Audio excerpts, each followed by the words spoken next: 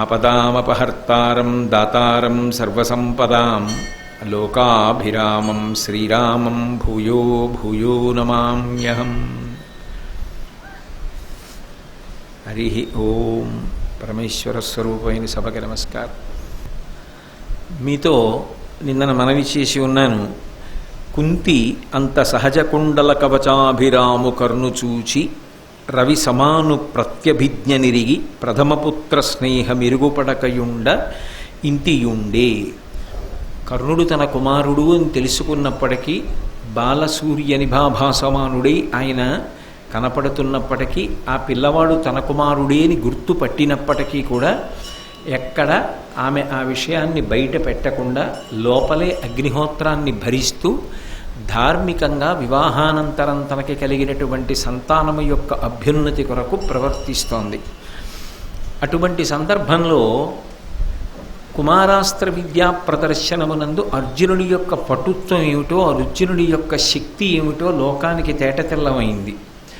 దానికి తోడు ధర్మరాజు గారి యొక్క ధర్మానుష్ఠాన బలం, విశేషించి వాయుపుత్రుడైనటువంటి భీమసేనుని యొక్క గదాయుద్ధ కౌశలం, ఆయన యొక్క భుజశక్తి ఏకకాలమునందు ప్రకాశించిన కారణం చేత పాండవులు రాబో కాలంలో తమ పరాక్రమం చేత, ధార్మికమైన నిష్ఠ చేత, బుద్ధిబలం చేత సామ్రాజ్యాన్ని దక్కించుకుంటారు, సింహాసనాన్ని అధిరోహిస్తారన్న విషయంలో దుర్యోధనుడికి ఎంతమాత్రమూ సందేహం కలగలేదు. కాబట్టి ఇప్పుడు కుట్రతో కూడుకున్నటువంటి ఆలోచనలను ప్రారంభం చేశాడు. ఎలాగైనా ఈ పాండవులను తుదముట్టించాలి, వీళ్ళని ధర్మయుద్ధంలో గెలవడం సాధ్యం కాదు. తనకి సింహాసనం కావాలి అంటే వీళ్ళు ఇలా ఎదుగుతూ విడితే వీళ్ళని తట్టుకోవడం చాలా కష్టం అవుతుంది. చిన్న మంటే కదా అని ఉపేక్షిస్తే అది అనతి కాలంలోనే వ్యాపించి చాలా పెద్ద మంటగా మారిపోతుంది. అలా కాకముందే పాండవులు ఐదుగురికి తల్లి అయినటువంటి కుంతిదేవిని, అంటే మాద్రి లేదు కాబట్టి ఇప్పుడు మాద్రి బిడ్డలకు కూడా తల్లి స్థానంలో నిలబడి కాపాడుతున్నటువంటి కుంతిని మట్టు పెట్టేస్తే తనకి నిరాటంకం అయిపోతుంది. అందుకని ఈ బాధని వెళ్ళి తండ్రి అయినటువంటి ధృతరాష్ట్రుడితో పంచుకున్నాడు. అసలు భారతంలో మొట్టమొదటిసారి దుర్యోధనుడు వెళ్ళి ఈ మాటలు చెప్పినప్పుడు ధృతరాష్ట్రుడు వెంటనే ఈడ్చి ఒక లెంపకాయ కొట్టి, ఇటువంటి దుర్మార్గపుట ఆలోచన ఇంకెప్పుడూ నా ముందు తీసుకురాకు అని చెప్పి ఉంటే భారతం బహుశः ఇలా ఉండేది కాదు. తండ్రి అనేటటువంటి వ్యక్తి గురించి మాట్లాడుతూ శాస్త్రం ఒక మాట చెప్తుంది. నమః శంకరాయచ మయస్కరాయచ నమః శివాయచ శివతరాయచ అంటుంది యజుర్వేదం. నమః శంకరాయచ అంటే శంకరోతీతి శంకరః. కొడుకుకి ఎప్పుడూ శుభం జరగాలనేటటువంటి తాపత్రయాన్ని తండ్రి పొందుతూ ఉంటాడు. అంతవరకు మంచిదే, కొడుకు వృద్ధిలోకి రావాలని కోరుకోవచ్చు. కొడుకు వృద్ధిలోకి రావడము అన్న మాట అధార్మికమైనటువంటి మార్గంలో ఇతరులను మట్టుపెట్టి తన కొడుకు వృద్ధిలోకి రావాలనుకుని ప్రయత్నం చేస్తున్నప్పుడు అది నీకు శాశ్వతమైన రక్ష కాదు, నువ్వు ఇలా ప్రవర్తించకూడదు అని చెప్పవలసినటువంటి కర్తవ్యం కూడా తండ్రి మీద ఉంటుంది. తండ్రే మార్గదర్శనం చెయ్యలేకపోతే, తండ్రే కొడుక్కి ధర్మ సంబంధమైనటువంటి ఉత్సాహాన్ని కల్పించలేకపోతే ఇక ఆ కుమారుడు ఎలా వృద్ధిలోకి వస్తాడు, సమాజానికి ఎలా అండగా నిలబడగలుగుతాడు? ఇది చెప్పడంలో ధృతరాష్ట్రుడు వైఫల్యం చెందాడు. నాకు కూడా మనసులో ఈ దిగులు ఉంది, దీనిని ఎలా అధిగమించాలో నాకు అర్థం కాలేదు. ఇవాళ నువ్వు బయటపడ్డావు, నేను కూడా దీని గురించి ఆలోచిస్తున్నాను. ఈ పాండవులను గుప్తంగా మట్టు పెట్టాలి అంటే దుర్యోధనుడు తండ్రితో ఒక మాట చెప్పాడు. వాళ్ళని ఇక్కడ ఉండగా మట్టు పెట్టడం సాధ్యం కాదు, కాబట్టి ఇక్కడ చాలా కాలం ఉన్నారు, కొంతకాలం విశ్రాంతి తీసుకోమని వారణావతానికి పంపిద్దాం. అకారణంగా వారణావతానికి వెళ్ళమంటే వాళ్ళకి అనుమానం వస్తుంది కదా.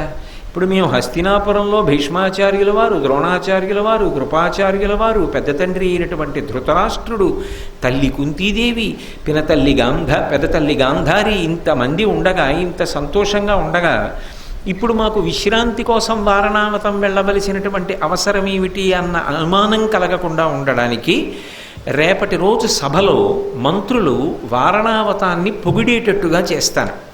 అది ఒక్క గొప్ప ప్రదేశమని, అనేకమైనటువంటి జలవనురుల చేత, అలాగే పుష్పశోభితమై లతలతోటి చెట్లతోటి ఎంతో గొప్పగా ఉంటుందని, అక్కడికి వెడితే మానసికోల్లాసం కలుగుతుందని నేను మంత్రుల చేత చెప్పిస్తాను. అలా చెప్పించిన తరువాత నువ్వు ఎంతో ప్రేమగా చేరబిలిచి, బిడ్డలారా మీరు తల్లి కుంతీదేవి కలిసి వారణావతానికి వెళ్ళి కొంతకాలం విశ్రాంతి తీసుకుని తిరిగి రండి అని చెప్పండి.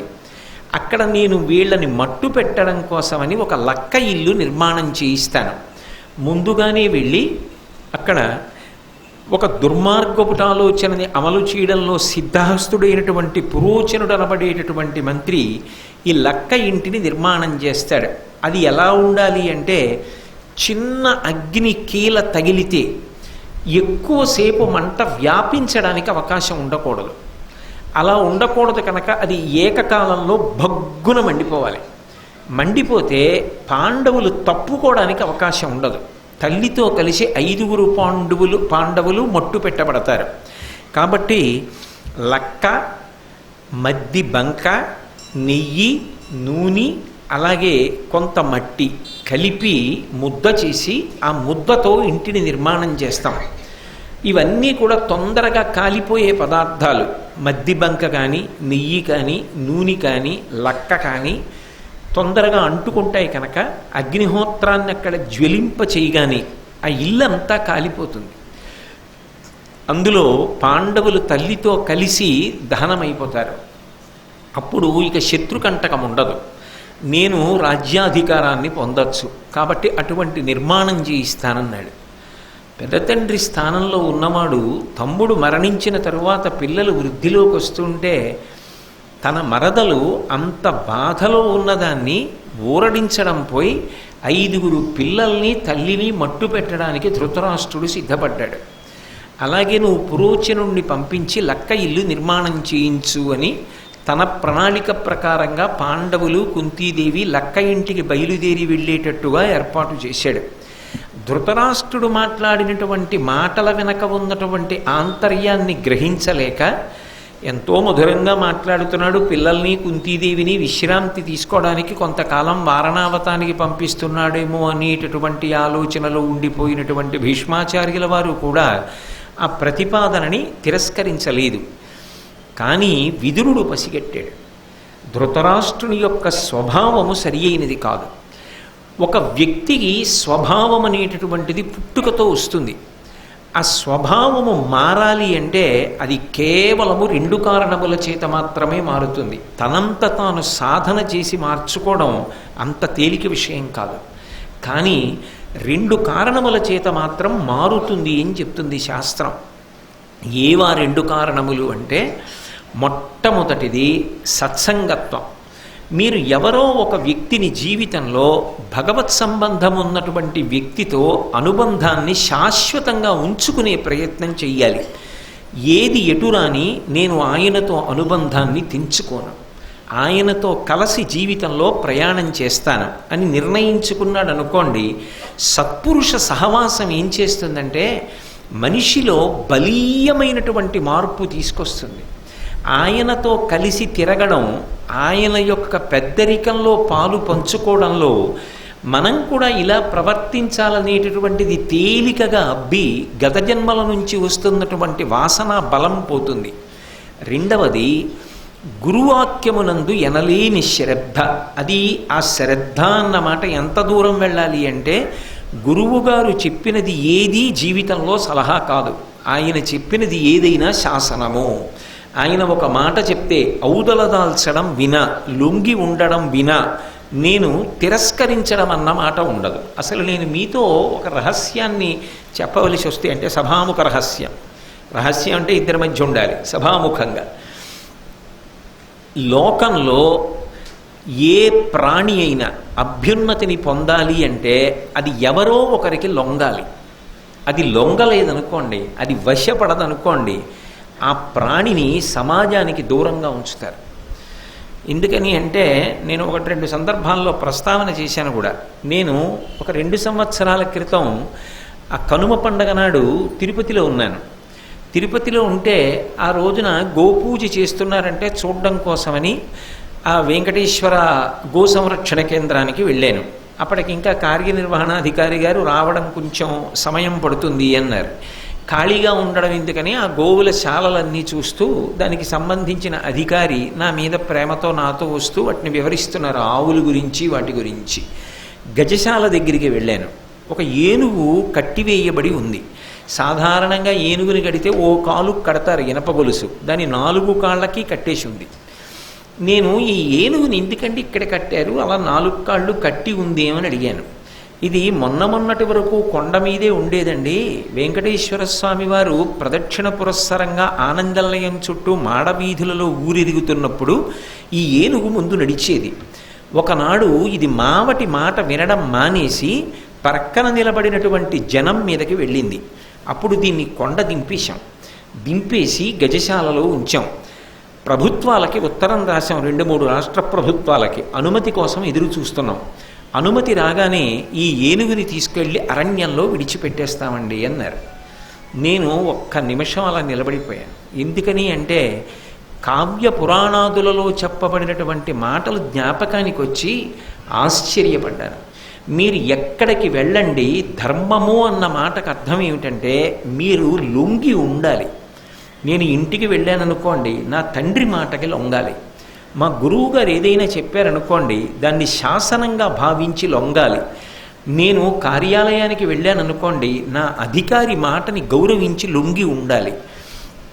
అలాగే జీవితంలో ఎక్కడ వంగాలో అక్కడ వంగడం, ఎక్కడ లొంగాలో అక్కడ లొంగడం చేత కాకపోతే నా అంతవాణ్ణి నేను ఎవ్వరి మాట వినను అన్నవాడు సమాజమునకు బరువైపోతాడు.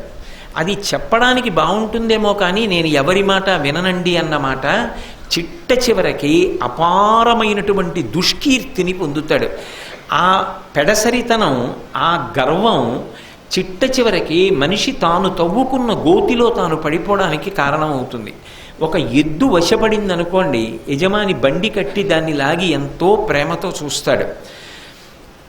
చిట్ట చివరికి క్రూర జంతువులు, ఆఖరికి విషంతో నిండిపోయినటువంటి పాము కూడా నాగస్వరాన్ని ఊస్తే వశవర్తి అయి ఆడుతుంది. ఒక గుర్రం వశవర్తి అయిందనుకోండి, యజమాని పోషిస్తాడు. ఒక గాడిద వశవర్తి అయిందనుకోండి, చాకలి పోషిస్తాడు. ఒక కుక్క లొంగి ఉందనుకోండి, యజమాని పోషిస్తాడు. అదే కుక్క తిరగబడి యజమాన్ని పిల్లల్ని కరిచిందనుకోండి, దాన్ని కట్టేసి తీసుకెళ్ళి 2-3 ఊళ్ళ అవతల దింపేస్తాడు. లొంగి ఉండడం జీవితంలో వృద్ధిలోకి రావడానికి కారణం. నేను లొంగను, ఎవ్వరికీ నేను వశపడనన్న మాట అప్పటికి బాగుంటుందేమో, మనసు తృప్తి పడడానికి నా అంతవాణ్ణి నేను అనుకోవడానికి బాగుంటుందేమో, కానీ ఎవడు లొంగడానికి సిద్ధపడడో వాడు నిజానికి జీవితంలో వృద్ధిలోకి రాడు. ఎక్కడెక్కడ ఏ స్థానములకు తాను లొంగాలో, ఏ స్థానముల ముందు తాను గౌరవంగా ఉండాలో అలా గౌరవంగా ఉండడం నేర్చుకున్నవాడు జీవితంలో తప్పకుండా వృద్ధిలోకి వస్తాడు. అది ఎక్కడ సాధ్యమవుతుంది అంటే సత్పురుష సహవాసము చేత లొంగాలి. 2 గురువాక్యమునకు లొంగాలి. ఈ రెండిటికి లొంగడం అనేటటువంటిది చేత కాకపోతే, వశపడడం అన్నది చేత కాకపోతే వాడు జీవితంలో వృద్ధిలోకి రాలేడు.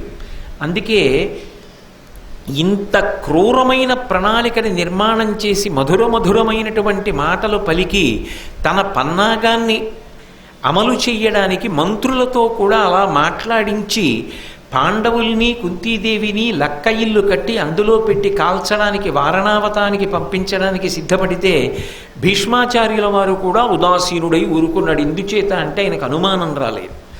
కానీ స్వభావమునందు మార్పు లేదు. ధృతరాష్ట్రుడి స్వభావమునందు పెద్ద మార్పు లేదు. తన బిడ్డలకి రాజ్యం కట్టపెట్టాలనేటటువంటి దుష్ట ప్రయత్నం ఉన్నవాడని కనిపెట్టగలిగినటువంటి నేర్పరి ఎవరు అంటే విదురుడు. కారణం ఏమంటే ధృతరాష్ట్రుడి జీవితంలో పెద్ద ఆస్తి విదురుడే. ధృతరాష్ట్రుడి జీవితంలో అడుగు తీసి అడుగేస్తే కనిపెట్టగలిగిన వాడు విదురుడే. ఎందుచేత అంటారేమో, అసలు కళ్ళు లేనటువంటి ధృతరాష్ట్రుడికి కృష్ణ పరమాత్మ సభలో విశ్వరూప సందర్శనం చేయించినప్పుడు నేత్రములనిచ్చి దర్శనమిచ్చాడు.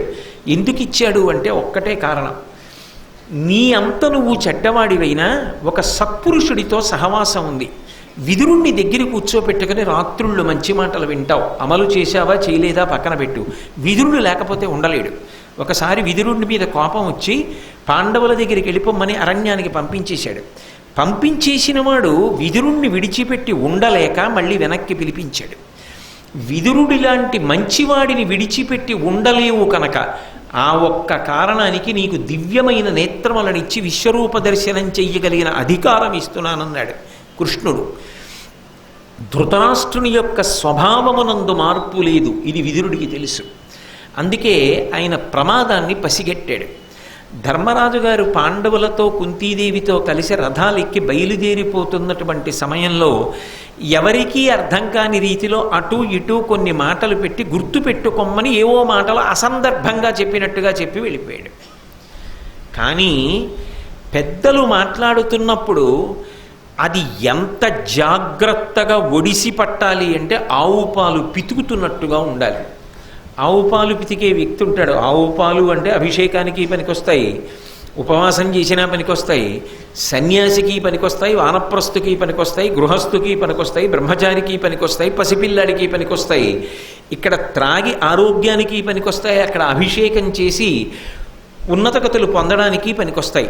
అటువంటి ఆవు పాలు పిండేటటువంటి వ్యక్తి ఆ పొదుగు దగ్గరికి వచ్చి గొంతుక కూర్చుని నీళ్లు తీసి పొదుగుకేసి కొట్టి పొదుగు కడిగి బిందె తీసుకెళ్ళి రెండు మోకాళ్ళ మధ్యలో పెట్టుకుని ఇటు తిరిగి ఎవరితోనో మాట్లాడుతూ పాలు పితుకుతూ ఉంటాడు. కానీ ఆ శిరములను పట్టి లాగుతున్నప్పుడు పడేటటువంటి పాల ధారలో ఒక్క చుక్క కూడా నేలపాలు కాకుండా జాగ్రత్త పడి బిందెలో పడేటట్టుగా పిండుతాడు తప్ప ఒక్కసారి కూడా శిరముల నుండి జారినటువంటి పాలధార పక్కకి కింద పడిపోకుండా జాగ్రత్త పడతాడు.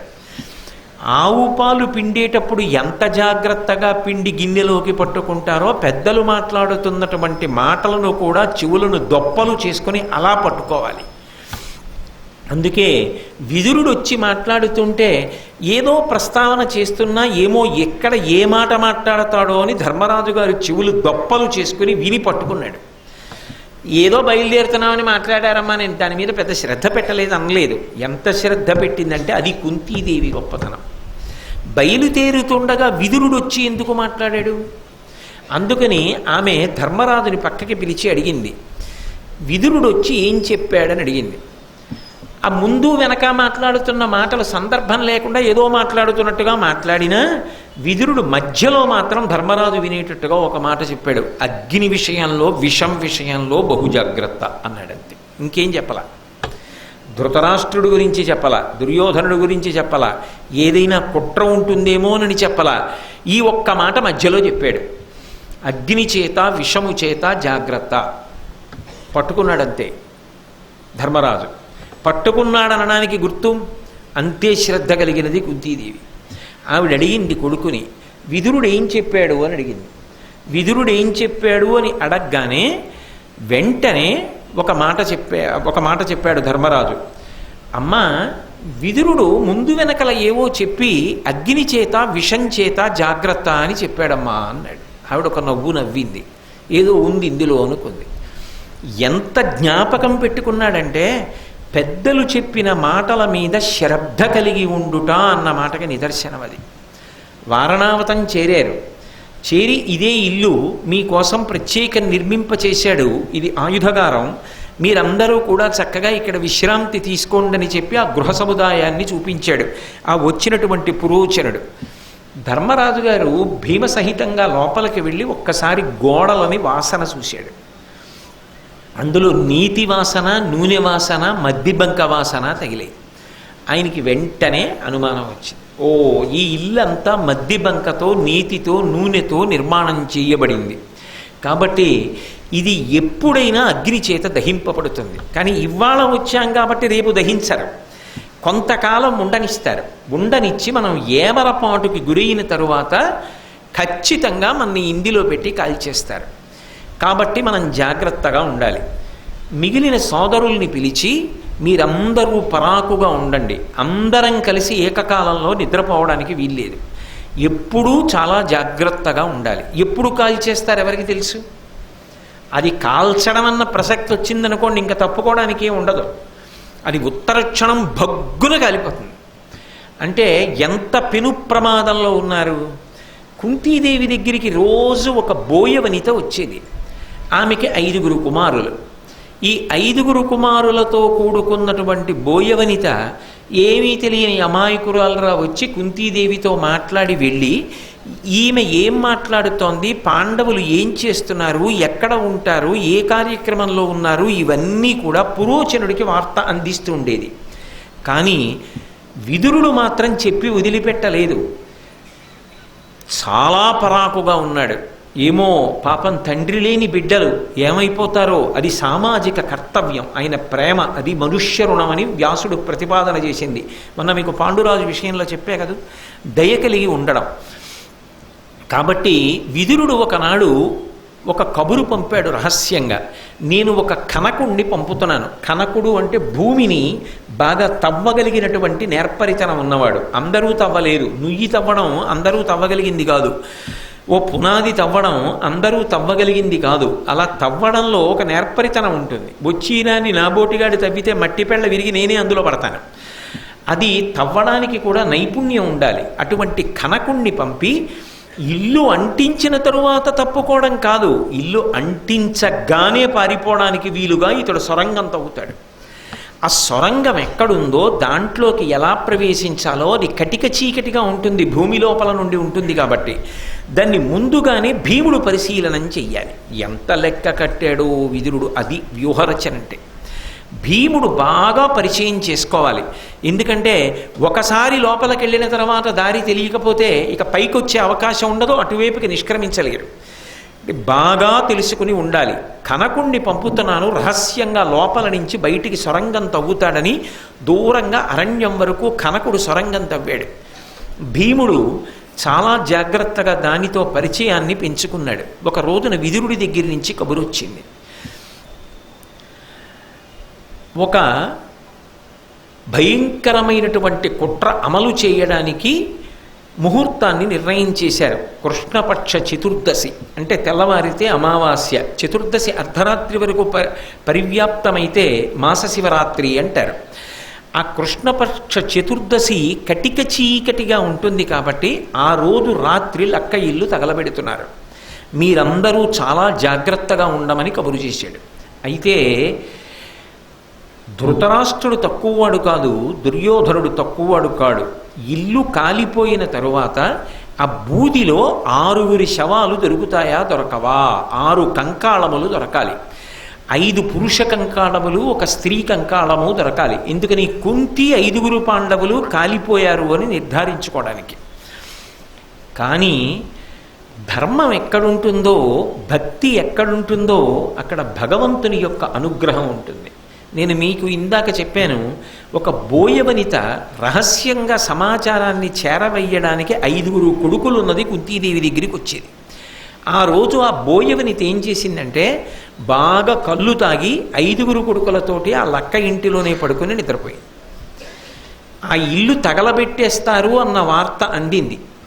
వెంటనే భీముడు ఏం చేశాడంటే పురోచనుడు ఇల్లు తగలపెట్టడానికి ఇంకా ప్రయత్నం చెయ్యక ముందే మొట్టమొదట పురోచనుడు పడుకున్నటువంటి గదిని తగలపెట్టడంతో ప్రారంభం చేశాడు. చెయ్యగానే ఒక్కసారి ఆయుధాగారంతో లక్క ఇల్లంతా భగ్గున కాలిపోయింది. వెంటనే వీళ్ళు సొరంగంలోకి ప్రవేశించారు. ప్రవేశించి సొరంగ మార్గంలో నడుస్తున్నారు. అదేమంత తేలిక విషయం కాదు. ఇప్పుడు పొడుగ్గా ఉండేటటువంటి శరీరం ఉన్నటువంటి వ్యక్తి గుమ్మాలు పెద్ద ఉన్నటువంటి ఇంట్లో ఉంటే క్షేమకరం తప్ప, గుమ్మాలు చిన్న ఉన్న ఇంట్లో ఇల్లు అందంగా ఉందని కాపరం చేశాడనుకోండి, తల బొప్పి కట్టేస్తుంది ఆయనకి.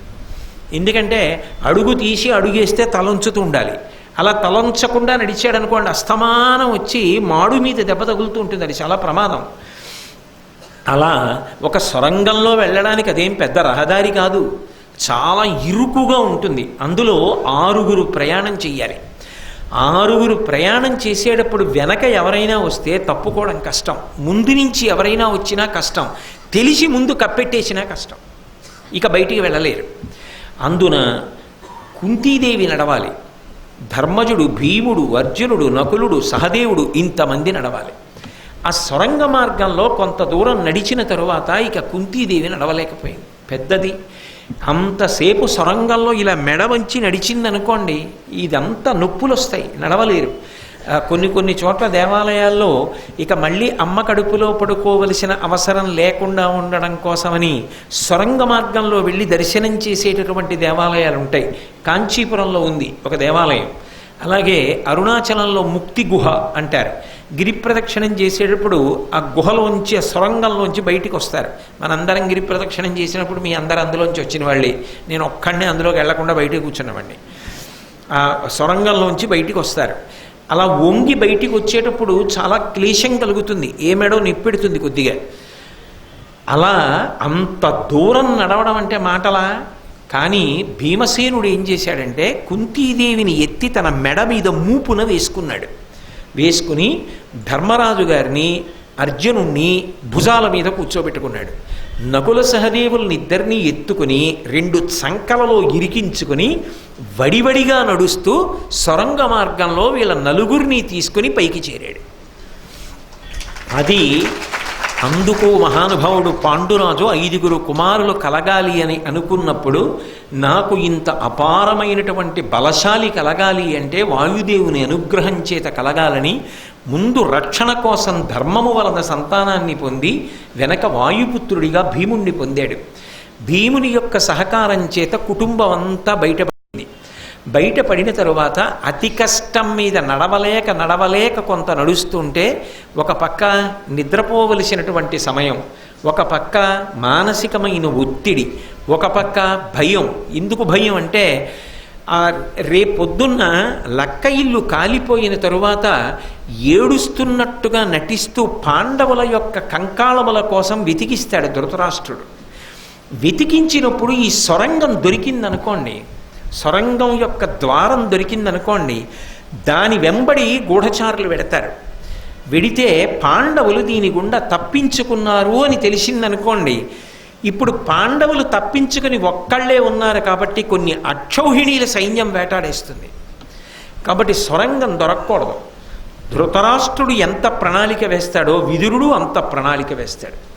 అందుకే ఏ కనకుడు సొరంగం తవ్వాడో ఆ కనకుడే మరనాటి ఉదయం బూది కుప్పలలో పాండవుల యొక్క కంకాళములు వెతుకుతున్నట్టుగా నటిస్తూ సొరంగంలో బూదిని వెతుకుతున్నట్టుగా ఆయన నటన చేస్తూ బూదితో సొరంగ ద్వారాన్ని కప్పేశాడు, ఎవరికీ కనపడకుండా. తవ్వింది తానే కాబట్టి.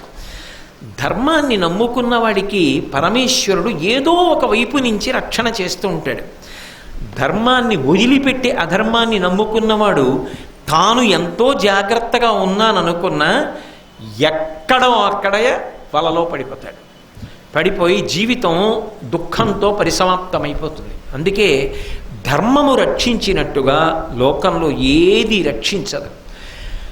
రక్షణము లేక సాధుడు రక్షితుడగు సమత చేసి రాయుడులందున్ రక్షణలు వేయి కలిగిన శిక్షితుడగు కలుడు పాప చిత్తుండగుటన్నంటారు పోతన గారు భాగవతంలో.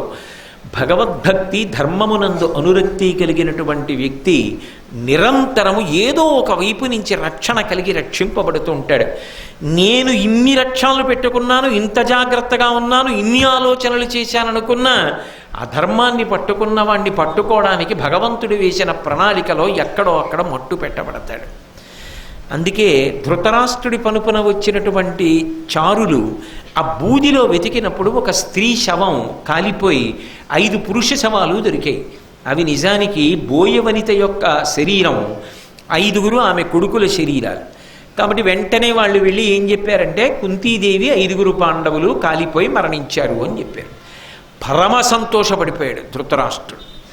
అంత సంతోషం లోపల పెట్టుకుని పైకి ఏడిచాడు. ఇంతకన్నా నటచక్రవర్తి లోకంలో ఉంటాడా? అసలు నిజంగా ఎన్ని బహుమానాలైనా ఇవ్వబడవలసిన వాడు నటనలో ధృతరాష్ట్రుడు. ఆయనంత సహజనటుడు ఎక్కడ ఉండడు. ఎందుకంటే లోకంలో చాలా సంతోషం మనసులో ఉందనుకోండి, దొంగ ఏడు పేడవడం చాలా కష్టం. కానీ చాలా దుఃఖం కడుపులో ఉన్న పైకి నవ్వుతూ బ్రతికేయడం ఉదారులైన వాళ్ళకి చెల్లుతుంది. కుంతీదేవి ఆ కోవకి చెందినది. ఎంత దుఃఖం ఉన్నా నవ్వుతూ బ్రతకగలదు. లోపల తన ప్రణాళిక ఫలించిందని ఎంత సంతోషంగా ఉన్నా పైకి ఏడుస్తున్నట్టు నటించగలిగిన ప్రజ్ఞ ధృతరాష్ట్రుడిది. ఎవరు ఎలా ప్రవర్తించి దుర్మార్గులో తెలిసిపోవట్లా చెప్పకుండా చెప్తారు వ్యాసుల వారు. ఇప్పుడు అయ్యో పాండవులు మరణించారు, కుంతి మరణించింది, నేనేదో విశ్రాంతి కోసమని వారణావతానికి పంపించాను, ఇలా జరిగిపోయిందని చెప్పి దొంగ ఏడుపు ఏడ్చాడు. కానీ ఇక్కడ పాండవులు మెల్లగా బయలుదేరి ఒక అరణ్య ప్రాంతానికి చేరారు. 6గురికి విపరీతమైన దాహం వేస్తోంది. ఒక మర్రి చెట్టు మీదకి ఎక్కాడు భీముడు. లోకంలో మర్రి చెట్టుది ఒక వింతైనటువంటి విశేషం. సాధారణంగా లోకంలో ఏ చెట్టు అయినా విత్తనం వేసి పాకుతారు, కానీ మర్రి చెట్టు విత్తనం వేసేవాడు మీకు ఎక్కడ కనపడ్డావు. నాకు తెలిసి ఎవరు మర్రి చెట్టుని మేము పెంచుకున్నామని మర్రి చెట్టు విత్తనాలు దొరుకుతాయని అడిగిన వాడిని నేను చూడలేదు. మీరు చూశారేమో నాకు తెలియదు. బీజస్యాంతరివంకురో జగదిదం ప్రాంగ్ నిర్వికల్పం పునః మాయాకల్పిత దేశకాల కలనా వైచిత్ర చిత్రీకృతం మాయావీవ విజృంభయత్యపి మహాయోగీ వయస్వేచ్ఛయా తస్మై శ్రీగురుమూర్తయే నమయిదం శ్రీదక్షిణామూర్తయే అంటారు దక్షిణామూర్తి స్తోత్రంలో శంకర భగవత్పాదులు. ఇంత చిన్న మర్రి విత్తనంలో అంత పెద్ద మర్రి చెట్టు ఉంటుంది. అది ఊడలు దింపుకుంటూ ఎంత దూరమైనా విస్తరించి వెళ్ళిపోతుంది. అందుకే కదా ఒకప్పుడు చెన్నైలో అడయార్ మర్రి చెట్టు అని దర్శనీయమైనటువంటి స్థలాల్లో మర్రి చెట్టు ఒకటి. ఇప్పటికీ నేను రహదారి మార్గంలో ఏమైనా దూరం ప్రయాణం చేస్తుంటే ఎక్కడైనా బాగా పెద్ద మర్రి చెట్టు కనబడితే ఓసారి కారు దిగి ఆ చెట్టు కిందకి వెళ్ళి చూస్తూ ఉంటాను. ఎందుకని అంటే మర్రి చెట్టుకున్న గొప్పతనం అటువంటిది. మర్రి ఆకు కింద పడిపోయాక కూడా చాలా కాలం ఆకుపచ్చతనాన్ని పోగొట్టుకోదు. అది పసుపు వర్ణంలోకి వచ్చాక కూడా మీరు నీళ్లలో పెడితే మళ్ళీ ఆకుపచ్చగా అవుతుంది. ఒక పట్టాన పోదు దాని ఆకుపచ్చతనం. ఓడలు దిగి బహుగొప్పగా ఉంటుంది దాని సౌందర్యం. అంత గుండ్రంగా అంత వ్యాప్తి చెందుతుంది. మనందరం నైమిషారణ్యానికి వెళ్ళినప్పుడు పానవట్టం మీద పాము పడుకున్న ముద్రతో ఉన్నటువంటి శివాలయం పక్కన మనం ఒక మర్రి చెట్టు చూసాం. అసలు ఆ మర్రి చెట్టు ఎంత పెద్ద మర్రి చెట్టు అంటే దానికి ప్రదక్షిణం చేయడానికి 20-25 నిమిషాలు పడుతుంది. అంటే అది ఎన్ని వేల సంవత్సరాల నుంచి పెరిగిన మర్రి చెట్టు. గోమతీ నదీ తీరంలో పెరిగింది అది. మనం అందరం నైమిషారణ్యం వెళ్ళినప్పుడు మీరు చూశారు. కాబట్టి అంత గొప్పగా ఉంటుంది. ఆ మర్రి చెట్టుతో విష్ణుమూర్తికి సంబంధం, శివుడికి సంబంధం. అదో చమత్కారం. దాని కింద దక్షిణామూర్తిగా శివుడు కూర్చుంటాడు. చిత్రం వటతరోర్మూలే వృద్ధా శిష్యా గురుర్యువా గురోస్తు మౌనం వ్యాఖ్యానం శిష్యాస్తు చిన్న సంశయా. మర్రి చెట్టు కింద శివుడు కూర్చుంటాడు. మర్రి ఆకు మీద మహాప్రళయంలో శ్రీ మహావిష్ణువు పడుకుంటాడు. అందుకే కరారవిందేన పదారవిందం ముఖారవిందే వినివేశయంతం వటస్య పత్రస్య పుటీశయానం బాలం ముకుందం మనసాస్మరామి. ఆయన మర్యాకు మీద పడుకుని ఆ కాలి బొటనవేలు నోట్లో పెట్టుకుని చీకుతూ పడుకుని ఉంటాడు. సరే, ఆ బొటనవేలు ఎందుకు చీకుతాడు మళ్ళీ అదంతా పెద్ద కథ. రామాయణంలో మాంధాత నుంచి మొదలుపెట్టి ఎందుకు బొటనవేలు చీకుతాడన్న విషయం వచ్చింది. ఇప్పుడు భారతంలోంచి మళ్ళీ అందులోకి ఎందుకు. కాబట్టి ఆ వటవృక్షంతో విష్ణువుకి శివుడికి కూడా సంబంధం. బహుసౌందర్యవంతమైనటువంటి చెట్టు మర్రి చెట్టు. దాన్ని ఎవరు పెంచుతారో తెలీదు. గుడి గోపురం మీద పెరగడం మొదలు పెడుతుంది. దాని అసాధ్యం ఏమిటో అది పెరగడం మొదలెడితే గుడి గోపురాన్ని కూడా బదలగొట్టుకుని పెరుగుతుంది. మరి అదేమిటి, అది ఓ పట్టాన చెట్టు చనిపోవడం అన్నది ఉండదు. అంత గొప్పగా దాని నీడలో ఇంకే చెట్టు పెరగదు కూడా. మర్రి చెట్టు నీడన ఏ చెట్టు పెరగనట్టు అంటారు. సృష్టిలో చిత్ర విచిత్రమైనటువంటివి ఎన్ని ఉంటాయో అందులో మర్రి చెట్టు అంత గొప్పది. కాబట్టి ఓ మర్రి చెట్టు దగ్గరికి వెళ్ళారు. మళ్ళీ వెనక్కి రండి. పాండవులు కుంతీదేవి అక్కడికి చేరారు. బాగా బడలిపోయి ఉన్నారు. విశేషమైన దాహం. భీముడు నీరెక్కడుందో చూడాలి, ఇక చీకటి పడిపోతోంది. అందుకని గబగబా మర్రి చెట్టు పైకెక్కి చూశాడు నీళ్లు ఎక్కడున్నాయని. ఇక్కడ దూరంగా తటాకం కనబడింది. మర్రి చెట్టు దిగి ఆ తటాకం వైపుకి నడిచి ఆకుల దొప్పతో నీళ్లు పట్టుకుని వచ్చాడు అడవిలోకి. ఆ అడవి క్రూర మృగాలతో నిండిపోయినటువంటి అరణ్యం. వాళ్ళు బయలుదేరి ఈ సొరంగ మార్గంలో వచ్చి ప్రాణాపాయ స్థితిలో ఉన్నామన్న భయం చేత పారిపోయి వచ్చారు కదూ. అందున మిగిలిన వాళ్ళ సంగతి అలా ఉంచండి. కుంతీదేవికి అందులో 5గురిలో ఒక్కడు బ్రతికినా చాలన్న మాట ఉంటుందా ఒక తల్లికి? 5గురిలో ఎవరో ఒకరు వెళ్ళిపోయినా పర్వాలేదు అనగలదా తల్లి? 5గురు కావాలి. అందున మాతృత్వమునకున్నటువంటి లక్షణం ఏమిటో తెలుసా? తన ప్రాణం పోయినా పర్వాలేదు, తన పిల్లలు బతకాలి. తన ప్రాణం పోయినా అన్న మాటకు అర్థం ఏమిటో తెలుసా? తన పిల్లల తర్వాత కాదు, తన ప్రాణం పోయాక పిల్లలకి ఏదన్నా అపకారం జరగాలి. అందుకే తల్లి బిడ్డడి విషయంలో ఏమైనా అవుతుందేమో అంటుంది, కానీ అమంగళకర వాక్కు కూడా ఉచ్చరించదు. అమ్మతనం అన్న మాట వెనక అంత ప్రేమ ఉంటుంది.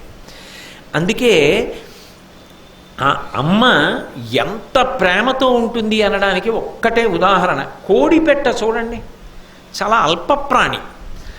అంత అల్పప్రాణి అయినటువంటి కోడికి అన్నిటి చేత ప్రమాదమే. కుక్కొచ్చినా కంఠం కొరికేస్తుంది, పిల్లొచ్చినా కంఠం కొరికేస్తుంది, ఎప్పుడు మృత్యు వచ్చేస్తుందో దానికి ఎవరూ చెప్పలేరు. అటువంటి కోడి తన గుడ్లు పొదిగి పిల్లలు వస్తే మాత్రం ఆ 7 8 కోడి పిల్లలతో కలిసి వెడుతూ ఇలా ముక్కుతో కొట్టి ఏ చిన్న కీటకాన్నో పట్టుకు తిని వెంటనే, దానికి ఎవరు నేర్పారు? ఏ శిక్షణా కేంద్రానికి వెళ్ళింది? మెడని ఇటు తిప్పి అటు తిప్పి వెనక్కి తిప్పి ఓసారి ఆగి పైకి చూసి గ్రద్దొస్తోందేమో, కుక్కొస్తుందేమో, పంది వస్తుందేమో, ఎవరైనా కర్రలతో కొడతారేమో, పిల్లలు ఎత్తుకుపోతారేమో అని తన పిల్లల్ని చూసుకుంటూ, నిజంగా కోడి ఏమైనా కాపాడగలదా? పైనుంచి గ్రద్ద కిందకి దిగుతోందనుకోండి, నిజానికి కోడి భయపడాలి. రెక్కలు పైకెత్తి కొక్కురోకో అనేటటువంటి కోడిపెట్ట అలా అనడం మానేసి విచిత్రమైనటువంటి భాషలో పిల్లల్ని సంకేతిస్తుంది, వచ్చేయండి వచ్చేయండి అని. కొక్కొక్కొక్కొక్కొక్కొక్కొక్కొక్కొక్కొక్కొక్కొ అని వస్తుంది. పిల్లలన్నీ ఎక్కడెక్కడున్నవి పరిగెత్తుకుంటే రెక్కల కింద వస్తాయి. ఆ రెక్కల కింద పిల్లల్ని పెట్టేసుకుని స్థాణువులో నిలబడి కంఠమెత్తి గ్రద్దతో పోరాటానికి సిద్ధపడుతుంది. అంటే నిజంగా గ్రద్ద 4 మాటలు తిరిగి కొట్టిందనుకోండి, కోడి చచ్చిపోతుంది. దాని ముక్కు బలం అలా ఉంటుంది. 4 దెబ్బలు, ఒక దెబ్బ తగలవలసిన చోట తగిలితే కోడి చచ్చిపోతుంది. అంటే తాను చనిపోయాక తన పిల్లని గ్రద్ద తినాలి తప్ప తాను బ్రతికుండగా తన పిల్లని తినడానికి వీలు. ఏ శిక్షణా కేంద్రంలో నేర్పారు కోడిపెట్టకి? మా అమ్మగారంటే మనుష్య కాంత, అందుకని పిల్లల మీద ప్రేమ. లోకంలో ఏ తల్లి అయినా అంతే.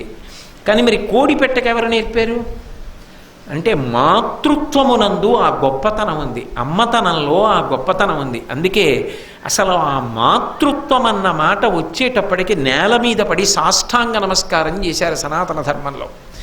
అంత గొప్పది ఆ మాతృత్వం. అటువంటి అమ్మ 5 పిల్లలకి ప్రమాదం జరగకూడదని మానసికమైన ఒత్తిడి కుంతీదేవికి. 5 పిల్లలతో అరణ్యంలోకి వెళ్ళిపోయింది. అమ్మయ్యా, ఇంకా ప్రమాదం లేదు, దాటిపోయాం, వచ్చేసాం. దాహం వేస్తోందిరా అంది. మర్రి చెట్టు ఎక్కడం వరకు తెలుసు భీముడు, కానీ ఆమె అక్కడే నేల మీద పడుకొని గాఢ నిద్రలోకి వెళ్ళిపోయింది. 4 సోదరులు వాళ్ళు కూడా గాఢ నిద్రలోకి వెళ్ళిపోయారు. వెళ్ళిపోయిన తర్వాత భీముడు కొలనుకి వెళ్ళాడు. నిజానికి ఆ అరణ్యమంతా క్రూర మృగములే, పైగా పక్కనే రాక్షసుడు ఉన్నాడు, ఏ క్షణంలోనైనా వచ్చి కొట్టేయచ్చు. ఎంత వీరులైతే మాత్రం నిద్రపోతున్నప్పుడు చెనకితే ఏమవుతుందండి? అయినా భీముడు ఆకుల దొప్పతో నీళ్లు పట్టుకుని వెనక్కి వచ్చాడు. వెనక్కి వచ్చి చూసేటప్పటికి 4 సోదరులు కుంతీదేవి నేల మీద పడుకుని ఉన్నారు. ఎలా పడుకుని ఉన్నారు అంటే అదంతా ఏం శుభ్రం చేసుకు పడుకోలేదు, కనీసం చాప కూడా లేదు, ఒక కట్టుకుని విప్పిన చీర కూడా లేదు. రాళ్ళు శరీరంలోకి గుచ్చుకుంటున్నాయి. రాళ్ళు గుచ్చుకుంటుండగా అలాగే పడుకుని నిద్రపోతోంది. మానసికమైన అంత బడలిక తీరిందనుకోండి, నిద్ర వచ్చేస్తుంది. అందుకే ఆ నిద్రలో ముందు ఎవరి ఉపశాంతి బాగా కనపడింది అంటే భీముడికి అమ్మ ముఖంలో కనపడింది. అమ్మయ్యా, 5 బిడ్డలు దక్కారు. ఎంత కష్టపడిందో నా తల్లి, నిజంగా ఎంత బెంగ పెట్టుకుందో, దుర్యోధనుడు ధృతరాష్ట్రుడు చేసిన అకృత్యానికి ఎంత బాధపడిందో. నీళ్లు చేత్తో పట్టుకుని ఉన్న భీముడు ఆ కుంతీదేవి వంక చూసి ఒక మాట అంటాడు. కుంతి భోజాధిపు కూతురు, వసుదేవు చెలియలు, మరియు విచిత్ర వీరియు కోడలు, కౌరవ కుల విభూషణుడైన పాండు మహాదేవి, పరమ ధర్మపరులైన కొడుకుల బడసినయది, పుష్ప సుకుమారతరమూర్తి, శుచి పారార్ధ్య శయన తలంబున శయనించియును నిద్ర ఓవనియది, దప్పి పొంది కటిక నేల గండ్లులొత్త నిద్రవోయినయది, తల్లి కంటే నిద్ర తగిలి సుతులు వాలు, మృగములున్న వనమని వగవక మరిచియుండిరి ఏమి మాట్కి యొక్కో అన్నాడు. ఆయన తల్లి వంక చూసి అన్నాడు, ఎవరు ఇలా నిద్రపోతున్నది? పిల్లల లేక లేక లేక లేక ఒక్క కూతురే పుట్టిందనుకోండి, ఆ కూతురు మీద తల్లిదండ్రులకి మరీ ఎక్కువగా ప్రాణాలు నిలబడిపోతాయి. ఎందుకో తెలుసా? కొడుకు అనుకోండి, వాడి దగ్గర నేనుంటాను, వాడు నా దగ్గర ఉంటాడనో ధైర్యం. కానీ ఆడపిల్ల విషయం దగ్గరికి వచ్చేటప్పటికీ తల్లిదండ్రులకు ఉన్నటువంటి పరిమితి ఏమిటో తెలుసా? ఈ పిల్లని జీవితాంతం సుఖపెట్టడం నా చేతిలో ఉందా? ఈ పిల్లని సుఖపెట్టడం నా చేతులలో లేదు. ఈ పిల్లని సుఖపెట్టడం భర్త చేతులలో ఉంది. ఆయన సుఖపెడితే ఆమె సుఖపడుతుంది, నేనందరం సుఖపడతాం. అల్లుడు సుఖపెట్టేవాడు కాకపోతే చాలా ప్రమాదం. అందుకే అందున ఒక్కతే కూతురు అనుకోండి, ఆ అల్లుడి వలన కూతురు సుఖపడుతుందో సుఖపడదో, ఆమె జీవితం ఎలా ఉంటుందో అని తల్లిదండ్రుల యొక్క ప్రాణాలు బిగపట్టుకుని ఉంటారు. నేను ఒకప్పుడు కాంచీపురం వెడితే ఒక వృద్ధ పండితుడు ఒక ఆయన నా దగ్గరికి వచ్చి ఓ మాట అన్నాడు, అది నా జీవితంలో నేను మర్చిపోను. ఆయన నాతో అన్నాడు, ఏదో మాట్లాడుతూ, కోటేశ్వరరావు గారు, అల్లుడు మంచివాడైతే భగవంతుడు తన కడుపున పుట్టిన కొడుకులతో పాటు వేరొక కొడుకునిచ్చినట్టు. అల్లుడు మంచివాడు కాకపోతే తన కడుపున పుట్టిన కూతురు ప్రతిరోజు మరణించినట్టు. ఒకసారి చనిపోయిందనుకోండి కళ్ళ ముందు కూతురు, ఎంత ఏడుస్తారు తల్లిదండ్రులు. అల్లుడు మంచివాడు కాడనుకోండి, ఆ కూతురు గురించి ప్రతిరోజు ఏడుస్తూనే ఉంటారు తల్లిదండ్రులు. అదే అల్లుడు మంచివాడు. ఆ కూతురు ఖండాంతరములలో ఎక్కడో ఉండనివ్వండి, తన కళ్ళ ముందు లేదు, కానీ తల్లి తండ్రి పరమ సంతోషంగా ప్రశాంతంగా ఉంటారు. ఎందుకని అంటే ఒక్క కారణానికి, ఎవరు ఎలా ఉండనివ్వండి, అల్లుడు చాలు బంగారు తండ్రి, నా కూతుర్ని గుండెల్లో పెట్టుకు చూసుకుంటాడు, అదొక్కటి చాలు, ఆ తల్లిదండ్రులు బతికేస్తారు. మిగిలిన వాళ్ళు ఎంత అనుకూలంగా ఉండనివ్వండి, అల్లుడొక్కడు సరైన వాడు కాడనుకోండి, ఆ కూతురు నాన్నగారు ఇవాళ ఇలా ఇబ్బంది పడ్డాను, నాన్నగారు ఇవాళ ఇలా ఇబ్బంది పడ్డాను అని చెప్తుంటే ప్రతిరోజు కూతురు చచ్చిపోయినంత బాధపడతాడు కదా గురువుగారు. అందుకని అల్లుడు మంచివాడైతే ఇంకొక కొడుకు పుట్టినట్టు. కొడుకుని చూడాలని ఎలా కోరుకుంటాడో మా తండ్రి, అలాగే మామగారు అల్లుణ్ణి చూడాలని కూడా అంతా పరితాపం పొందుతాడు, అంతా ప్రేమ పొందుతాడు. కాబట్టి కొడుకులతో ఒక కొడుకు పుట్టినట్టు. అల్లుడు మంచివాడు కాకపోతే అంత ప్రమాదం ఏర్పడినట్టు అన్నాడు. ఆ మాట నేను ఎప్పటికీ మర్చిపోను, ఎంత మహానుభావుడు అనుభవంతో చెప్పిన మాటో. కాబట్టి ఆ కుంతీదేవి ఎంత గొప్పది అంటే, అసలు బిడ్డలే లేనటువంటి కుంతిభోజుడు శూరసేన మహారాజు గారిని అడిగి తెచ్చుకున్నాడు ఆ పిల్లని. కాబట్టి కుంతిభోజ కూతురు ఎంత ప్రేమగా పెంచి పెద్ద చేసుకున్నాడో. ఆమె వసుదేవు చెలియలు, వసుదేవుని యొక్క చెల్లెలు మరియు విచిత్ర వీర్యు కోడలు. భరతవంశంలో పుట్టినటువంటి చిత్రాంగదుడు విచిత్ర వీర్యులలో విచిత్ర వీర్యుని యొక్క కోడలు ఆ కుంతీదేవి. అటువంటి తల్లి కౌరవ కుల విభూషణుడైన పాండు మహాదేవి. కౌరవ కులానికంతటికీ కూడా ఆభరణం లాంటి పాండు మహారాజు యొక్క భార్య, ధర్మపత్ని. ఆమె పరమధర్మపరులైన కొడుకుల బడసినయది, పరమధర్మాత్ములైనటువంటి 3 కుమారులను కన్నది. సవతి కుమారులు ఇద్దరినీ తన కుమారులుగా చూస్తున్నటువంటి తల్లి. పుష్ప సుకుమారతరమూర్తి, పువ్వు కన్నా సుకుమారంగా ఉండేటటువంటి స్త్రీ. శుచి పరార్ధ్య శయన తలంబున శయనించియను నిద్ర ఓవనియది. పరమ శుభ్రంగా ఉన్నటువంటి పక్క మీద పడుకోమన్నప్పటికీ కూడా ఎక్కడో అంత బాగా లేదని చెప్పి శుభ్రంగా లేదు పక్క, శుభ్రంగా లేదు పక్క అని నిద్ర పట్టనటువంటి వ్యక్తి. అంత శుభ్రంగా ఉండాలి పక్క. అటువంటి కుంతి దప్పి పొంది దాహం వేస్తే నిద్ర పట్టదు, నిద్రలో దాహం వేస్తే తెలివి వస్తుంది, మంచినీళ్ళు తాగి మళ్ళీ పడుకుంటాడు. అటువంటిది పాయసం అడగలేదు, ఆవు పాలు అడగలేదు, తాగడానికి మంచినీళ్ళు అడిగి ఆ మంచినీళ్ళు సమయానికి అందక అంత దాహంతో అంత అలిసిపోయి ఇంకా ఇంతకన్నా కష్టానికి పరాకాష్ట ఉంటుందా? అటువంటి కుంతి ఇంత కష్టపడుతూ దప్పి పొంది కటిక నేల గండ్లు లొత్తా ఆమె బడలిపోయి నేల మీద పడుకుని చెయ్యి తల కింద పెట్టుకుని నిద్రపోతూ ఉంటే ఆమె కడుపులో, డొక్కల్లో, తొడలలో, కాళ్లల్లో పెద్ద పెద్ద రాళ్ళు మొనలు తేలినటువంటివి గుచ్చుకుపోతుంటే శరీరం అంతా కవిలిపోయి సొక్కిపోయి ఉంటే అయ్యో నిద్రపోయిన ఎది అమ్మ నిద్రపోయిందే, ఎంత దురదృష్టం అమ్మని ఇటువంటి సన్నివేశంలో చూడటం. ఇటువంటి కుంతి ఇలా నిద్రపోతోందా? ఎంత సుఖపడవలసిన అమ్మ ఎందుకు ఇంత కష్టపడుతోంది? మా 5గురి కోసం కదా. ఈశ్వర ఎన్ని కష్టాలు పెడుతున్నావు అమ్మని, మాకా ఈ కష్టాలు అమ్మవా? భీముడంతటి వాడు చెలించిపోయాడు అమ్మ దుఃఖాన్ని చూసి. అది కుంతీదేవి అంటే. నేను అందుకే అన్న సీతమ్మ కన్నా తక్కువ కాదు అనడానికి కారణం అదే. అటువంటిది ఆమెయే నిద్రపోయిందంటే తల్లి కంటే నిద్ర తగిలి సుతులువాలు అమ్మ కన్నా నిద్రపోతూ గాఢంగా ఇక్కడేమో ఈ 4 అన్నదమ్ములు పడుకుని నిద్రపోతున్నారు. మృగములన్న వనమని వగవక, అయ్యో అరణ్యం నిండా మృగాలున్న ఏదొచ్చి చటుక్కున కంఠం కొరికేస్తుందో. అసలు నిజంగా మంచినీళ్లు తెచ్చే లోపల కంఠం కొరికి ఒకడిని ఎత్తుకుపోతే ఏమై ఉండేది? మృగములున్న వనమని కూడా చూసుకోకుండా, ఒకళ్ళు తెలివిగా లేకుండా 4 అమ్మ కూడా ఇలా నిద్రపోయారే. ఎంత కష్టం నిజంగాను.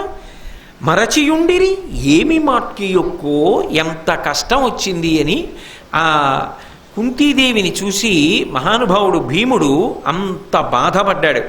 బాధపడి ఇప్పుడు వీళ్ళని నిద్ర లేపకూడదు, అసలు నిద్ర లేపకూడదు. ఎవరైనా గాఢంగా నిద్రపోతుంటే కారణం చెప్పకుండా నిద్ర లేపకూడదు. అదొక మహాపాతకం, మహాదోషం. అలా నిద్ర లేపకూడదు. ఏదో ఒక కారణం చెప్పి అసలు లేపకూడదు. నిద్రపోతున్న వాళ్ళని నిద్ర లేపవలసి వస్తే భగవత్ సంబంధమైన కారణం చెప్పి తప్ప లేపకూడదు. అలా లేపితే సమాధిని భంగం చేసినట్టు. సమాధి స్థితిలో ఉన్నవాణ్ణి భంగపరిస్తే ఎంత దోషం వస్తుందో, గాఢ నిద్రలో ఉన్నవాణ్ణి భగవత్ సంబంధం లేపకుండా వస్తే, భగవత్ సంబంధం చెప్పకుండా లేపితే అంత దోషం వస్తుంది. అందుకే కొంచెం ఆ సంప్రదాయం, ఆ మర్యాద తెలిసిన వాళ్ళు పిల్లలు నిద్రపోతున్నా సరే లేపేటప్పుడు భగవత్ సంబంధం చెప్తారు. రాముడు నరుడిగా వస్తే నిద్రపోతున్న రాముడిని నిద్రలేపవలసి వస్తే బ్రహ్మర్షి అయిన విశ్వామిత్రుడు కౌసల్యా సుప్రజా రామ పూర్వాసంధ్యా ప్రవర్తతే ఉత్తిష్ట నరశార్దూల కర్తవ్యం దైవమాహ్నికం. రామ నిద్రలే, పూర్వాసంధ్యా ప్రవర్తతే, పూర్వసంధ్య ప్రవర్తిస్తోంది, దైవకార్యం సంధ్యావందనం చేయాలి. నిద్రలేవోయ్, పిల్లల్ని లేపితే ఎందుకు లేపాలి అంటే, ఒరే తెల్లవారిపోతోంది, సూర్యభగవానుడు ప్రకాశించకముందే లేచి సిద్ధమై ఆయనకు స్వాగతం పలికి నమస్కరించవద్దు, నిద్రలే అనాలి. నిద్ర లేచిన తర్వాత చదువుకోముందు అని చెప్పాలి. అంతేగాని లే చదువుకో, లేకపోతే లేచి ఎక్కడికో వెళ్ళాలి అని లేపవద్దు. భగవత్ సంబంధముతోనే నిద్ర లేపాలి అని శాస్త్రం. అందుకే ఇంత గాఢ నిద్ర పోతున్న వాళ్ళని లేపను అన్నాడు భీముడు అని. ఆకుల దొప్పతో తెచ్చినటువంటి నీరు అక్కడ పెట్టి తాను కాపు ఉన్నాడు ఆ 4 అమ్మకి. ఇంతలో ఎక్కడ నుంచో ఒక గొప్ప రాక్షసుడు, ఆయన పేరు హిడింబాసురుడు అని, ఆయన ఇక్కడ 5 నరులు, కుంతి, నరకాంత ఉన్నారు. ఎంత ధైర్యం ఉంటే నేనున్న చోటుకి వచ్చారు, నువ్వు వెళ్ళి వాళ్ళని చంపి వంట చేసి వడ్డించు, సంతోషంగా తింటానన్నాడు. ఆయన చెల్లెలు హిడింబ అక్కడికి వచ్చింది. తీరా అక్కడికి వచ్చిన తర్వాత భీముణ్ణి చూసి ఆమె మన్మథ పారవస్యాన్ని పొంది భీముడి దగ్గరికి వచ్చి తాను ఎందుకు వచ్చిందో నిజం చెప్పి, ఇక్కడే దగ్గరలో మా అన్నయ్య ఉన్నాడు, పరమ ప్రమాదకరమైన వ్యక్తి, మహారాక్షసుడు, మిమ్మల్ని సంహరించమన్నాడు, జాగరూకుడవయ్యుండు అని చెప్తోంది. ఈలోగా అలికిడికి పాండవులు లేచారు, కుంతీదేవి కూడా లేచింది. ఈలోగా హిడింబాసురుడు వచ్చాడు. అవన్నీ మళ్ళీ భీముడి గురించో ఎక్కడో నీ చెప్పినప్పుడు మీరు వింటారు. ఆ హిడింబాసురుడితోటి ఈ భీముడు కలియబడి యుద్ధం చేశాడు. యుద్ధం చెయ్యడంలో ఆ ధర్మరాజు గారు వెళ్ళి చేసినటువంటి హెచ్చరిక వల్ల, అర్జునుడు చేసిన హెచ్చరిక వల్ల కాలం విలంబనం అవ్వకుండా హిడింబాసురుణ్ణి మర్దించి సంహరించాడు. ఆ సంహరిస్తున్నటువంటి సమయంలో హిడింబ గబగబా కుంతి దగ్గరికి వచ్చి చెయ్యి పట్టుకుని ఏకాంతంలో ఒక మాట చెప్పింది. అమ్మా, నేను ఆ రాక్షసుని యొక్క చెల్లెల్ని, నా పేరు హిడింబ, నన్ను నమ్ము, నేను ఈ భీముని యందు అనురాగమును పొందాను, ఆయన్ని భర్తని చేసుకోవాలి అని కోరుకుంటున్నాను. ఆయన్ని భర్తగా పొందకపోతే నేను ప్రాణములు విడిచిపెట్టేస్తాను. నాకు ఆయన యందు అంత అనురాగము కుదురుకుంది. అందుకని తల్లి, నీవు ఈ విషయంలో విలంబనం చేస్తే నేను తట్టుకోలేను, మానసికమైన వ్యధ చేత మరణిస్తాను. అందుకని నువ్వు నాకు న్యాయం చేసి భీముడినిచ్చి వివాహం చేయమని అడిగింది. అడిగితే కొంతసేపు అయిన తర్వాత హిడింబాసురుణ్ణి వధించి భీముడు వచ్చాడు. భీముడు వస్తే ఆమె అంది, ఓ భీముడా, ఈమెని నువ్వు వివాహం చేసుకో అని కుంతీదేవి అంది. ఈమె రాక్షసుని యొక్క చెల్లెలమ్మ, రాక్షసుణ్ణి సంహరించాను, ఈమెని నేను పెళ్లి చేసుకోవడం ఏమిటి, యథేచ్ఛగా దీని ఇష్టం వచ్చిన చోటుకు పొమ్మను, నేను వివాహం ఆడనన్నాడు. అంటే ఆమె కొన్ని విశేషాలు చెప్పింది. నేను సామాన్యమైన దాన్ని అనుకుంటున్నారు, నాకు ప్రచ్ఛన్న రూపం ఉంది, నేను కావలసిన రూపాన్ని పొందుతాను, అందుకే ఇందాక అంత అందమైన వనితా రూపాన్ని పొందాను. 2, నేను జరగబోయేటటువంటి విషయాలు చెప్పగలిగిన ప్రజ్ఞ కలిగిన దానను, భూత భవిష్యత్ వర్తమాన కాలములు నాకు తెలుసు. ఉదాహరణకు ఒక మాట చెప్పమంటారా? దీని తర్వాత మీరు కొంత దూరం నడిచి శాలిహోత్రుని యొక్క ఆశ్రమ ప్రాంతానికి వెడతారు.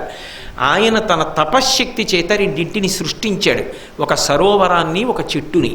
ఆ సరోవరంలో స్నానం చేసిన వాళ్ళకి ఆకలి దప్పులు ఉండవు, ఆ చెట్టుని ఆశ్రయించినటువంటి వాళ్ళకి అది ఆచ్ఛాదన ఇచ్చి కాపాడుతుంది. మీరు ఆ సరోవరంలో స్నానం చేసి ఆ చెట్టు కింద కూర్చుంటారు.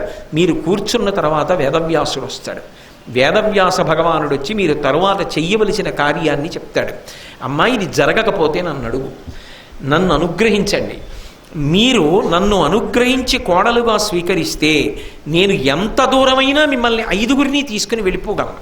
మీకు ఏదైనా ఇబ్బంది కలిగితే ఉత్తర క్షణంలో తప్పించి దూరంగా తీసుకెళ్ళగలను, అంత శక్తి కలిగిన దానను. నా ప్రార్థన మన్నించి నేను మరణించకుండా ఉండాలి అంటే నాకు భీముడితో వివాహం చేయమని అడిగింది. వెంటనే కుంతీదేవి ధర్మరాజు వంక చూసి ఆయన యొక్క సంకేతాన్ని గమనించి భీముణ్ణి పిలిచి, అన్న, ఇది ధర్మువని మీ అన్నను నన్నును అతి ప్రియంబున ఎదలో మన్నించి ఏమి వనిచిన గ్రన్ననమా పసుపు సేయు గడగుము బుద్ధిన్. మీ అన్న నేను కలిసి ఒక నిర్ణయానికి వచ్చాం. నేను ఎందుకు చెప్తున్నానో విను. పాండురాజు సంతోషిస్తాడు. మొట్టమొదటి మనవడు పుట్టాలి పాండురాజుకి. ఏ లోకంలోనైనా ఉండని పాండురాజు తాత కావాలి. మొట్టమొదటి సంతానం పాండవులకు నీ వలననే కలగాలి. కాబట్టి నువ్వు భీమసేన ఈ హిడింబని వివాహం చేసుకో, ఆమె ఎందు పుత్రుణ్ణి కను అన్నాడు. అంటే ఆయన అన్నాడు, అమ్మ, కొడుకుని కనే వరకు ఈమెతో ఉంటా, కొడుకు పుట్టిన తర్వాత ఈమెను వదిలిపెట్టి అంటే సంబంధ పరిత్యాగం కాదు, నేను మీతో కలిసి ఇతర ప్రదేశాల్లో మనం అభ్యున్నతి పొందడం కోసం వచ్చేస్తాను. అంటే కుంతీదేవి అంది, తప్పకుండా నువ్వు చెప్పినట్టే చెయ్యి, ఇది పరమసాధ్వి, దీనిని మది నుండుగా తలపవలదు, మానుగ పుత్రాభ్యుదయమగు పాండుహితముగా ఇది కార్యంబని పరిగ్రహింపుము నిమ్మిన్. ఈమె వలన నువ్వు ఒక కొడుకుని పొందు, కొడుకుని పొందిన తరువాత మనం బయలుదేరవచ్చు, ఆమె కూడా సంతోషాన్ని పొందుతుంది. అయితే ఈమె ఎందు అన్యథాభావాన్ని మనసులో పెట్టుకోకు అని చెప్పింది. హిడింబని వివాహం చేసుకున్న తర్వాత కుంతీదేవి ఒక నియమం చెప్పింది, పగటి వేళల మీరు ఎక్కడైనా విహారం చేయండి, రాత్రి వేళకి మాత్రం తిరిగి వచ్చేయాలి, మాతోనే ఉండండి. ఎందుకనంటే ఆమెకి పిల్లల మీద ఉన్న బెంగ, ఏమో దూరంగా ఉంటే కొడుకు ఏమవుతాడో అని. రాత్రి వేళకి భీముడు తిరిగి వచ్చేస్తుండేవాడు హిడింబతో. పగటిపూట అనేక ప్రదేశాలలో వాళ్ళిద్దరూ విహారం చేశారు. తత్ఫలితంగా ఘటోత్కచుడు అనబడేటటువంటి ఒక భయంకరమైన రాక్షసుడు పుట్టాడు. ఆయనకి ఎగుడు దిగుడు కోరలు, ఏదో మనం పరమ ప్రఖ్యాతమైనది, అందులో ఏమీ సందేహం లేదు.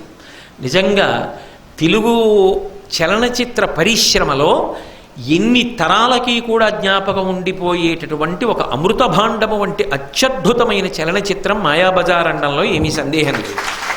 నేను అనవసరంగా తక్కువ చేసి మాట్లాడడం నాకు ఇష్టం ఉండదు, కానీ ఒక్కటి మాత్రం నిజం, అందులో రంగారావు గారు అంత అందంగా మాత్రం ఘటోత్కచుడు భారతంలో కనపడ్డాడు.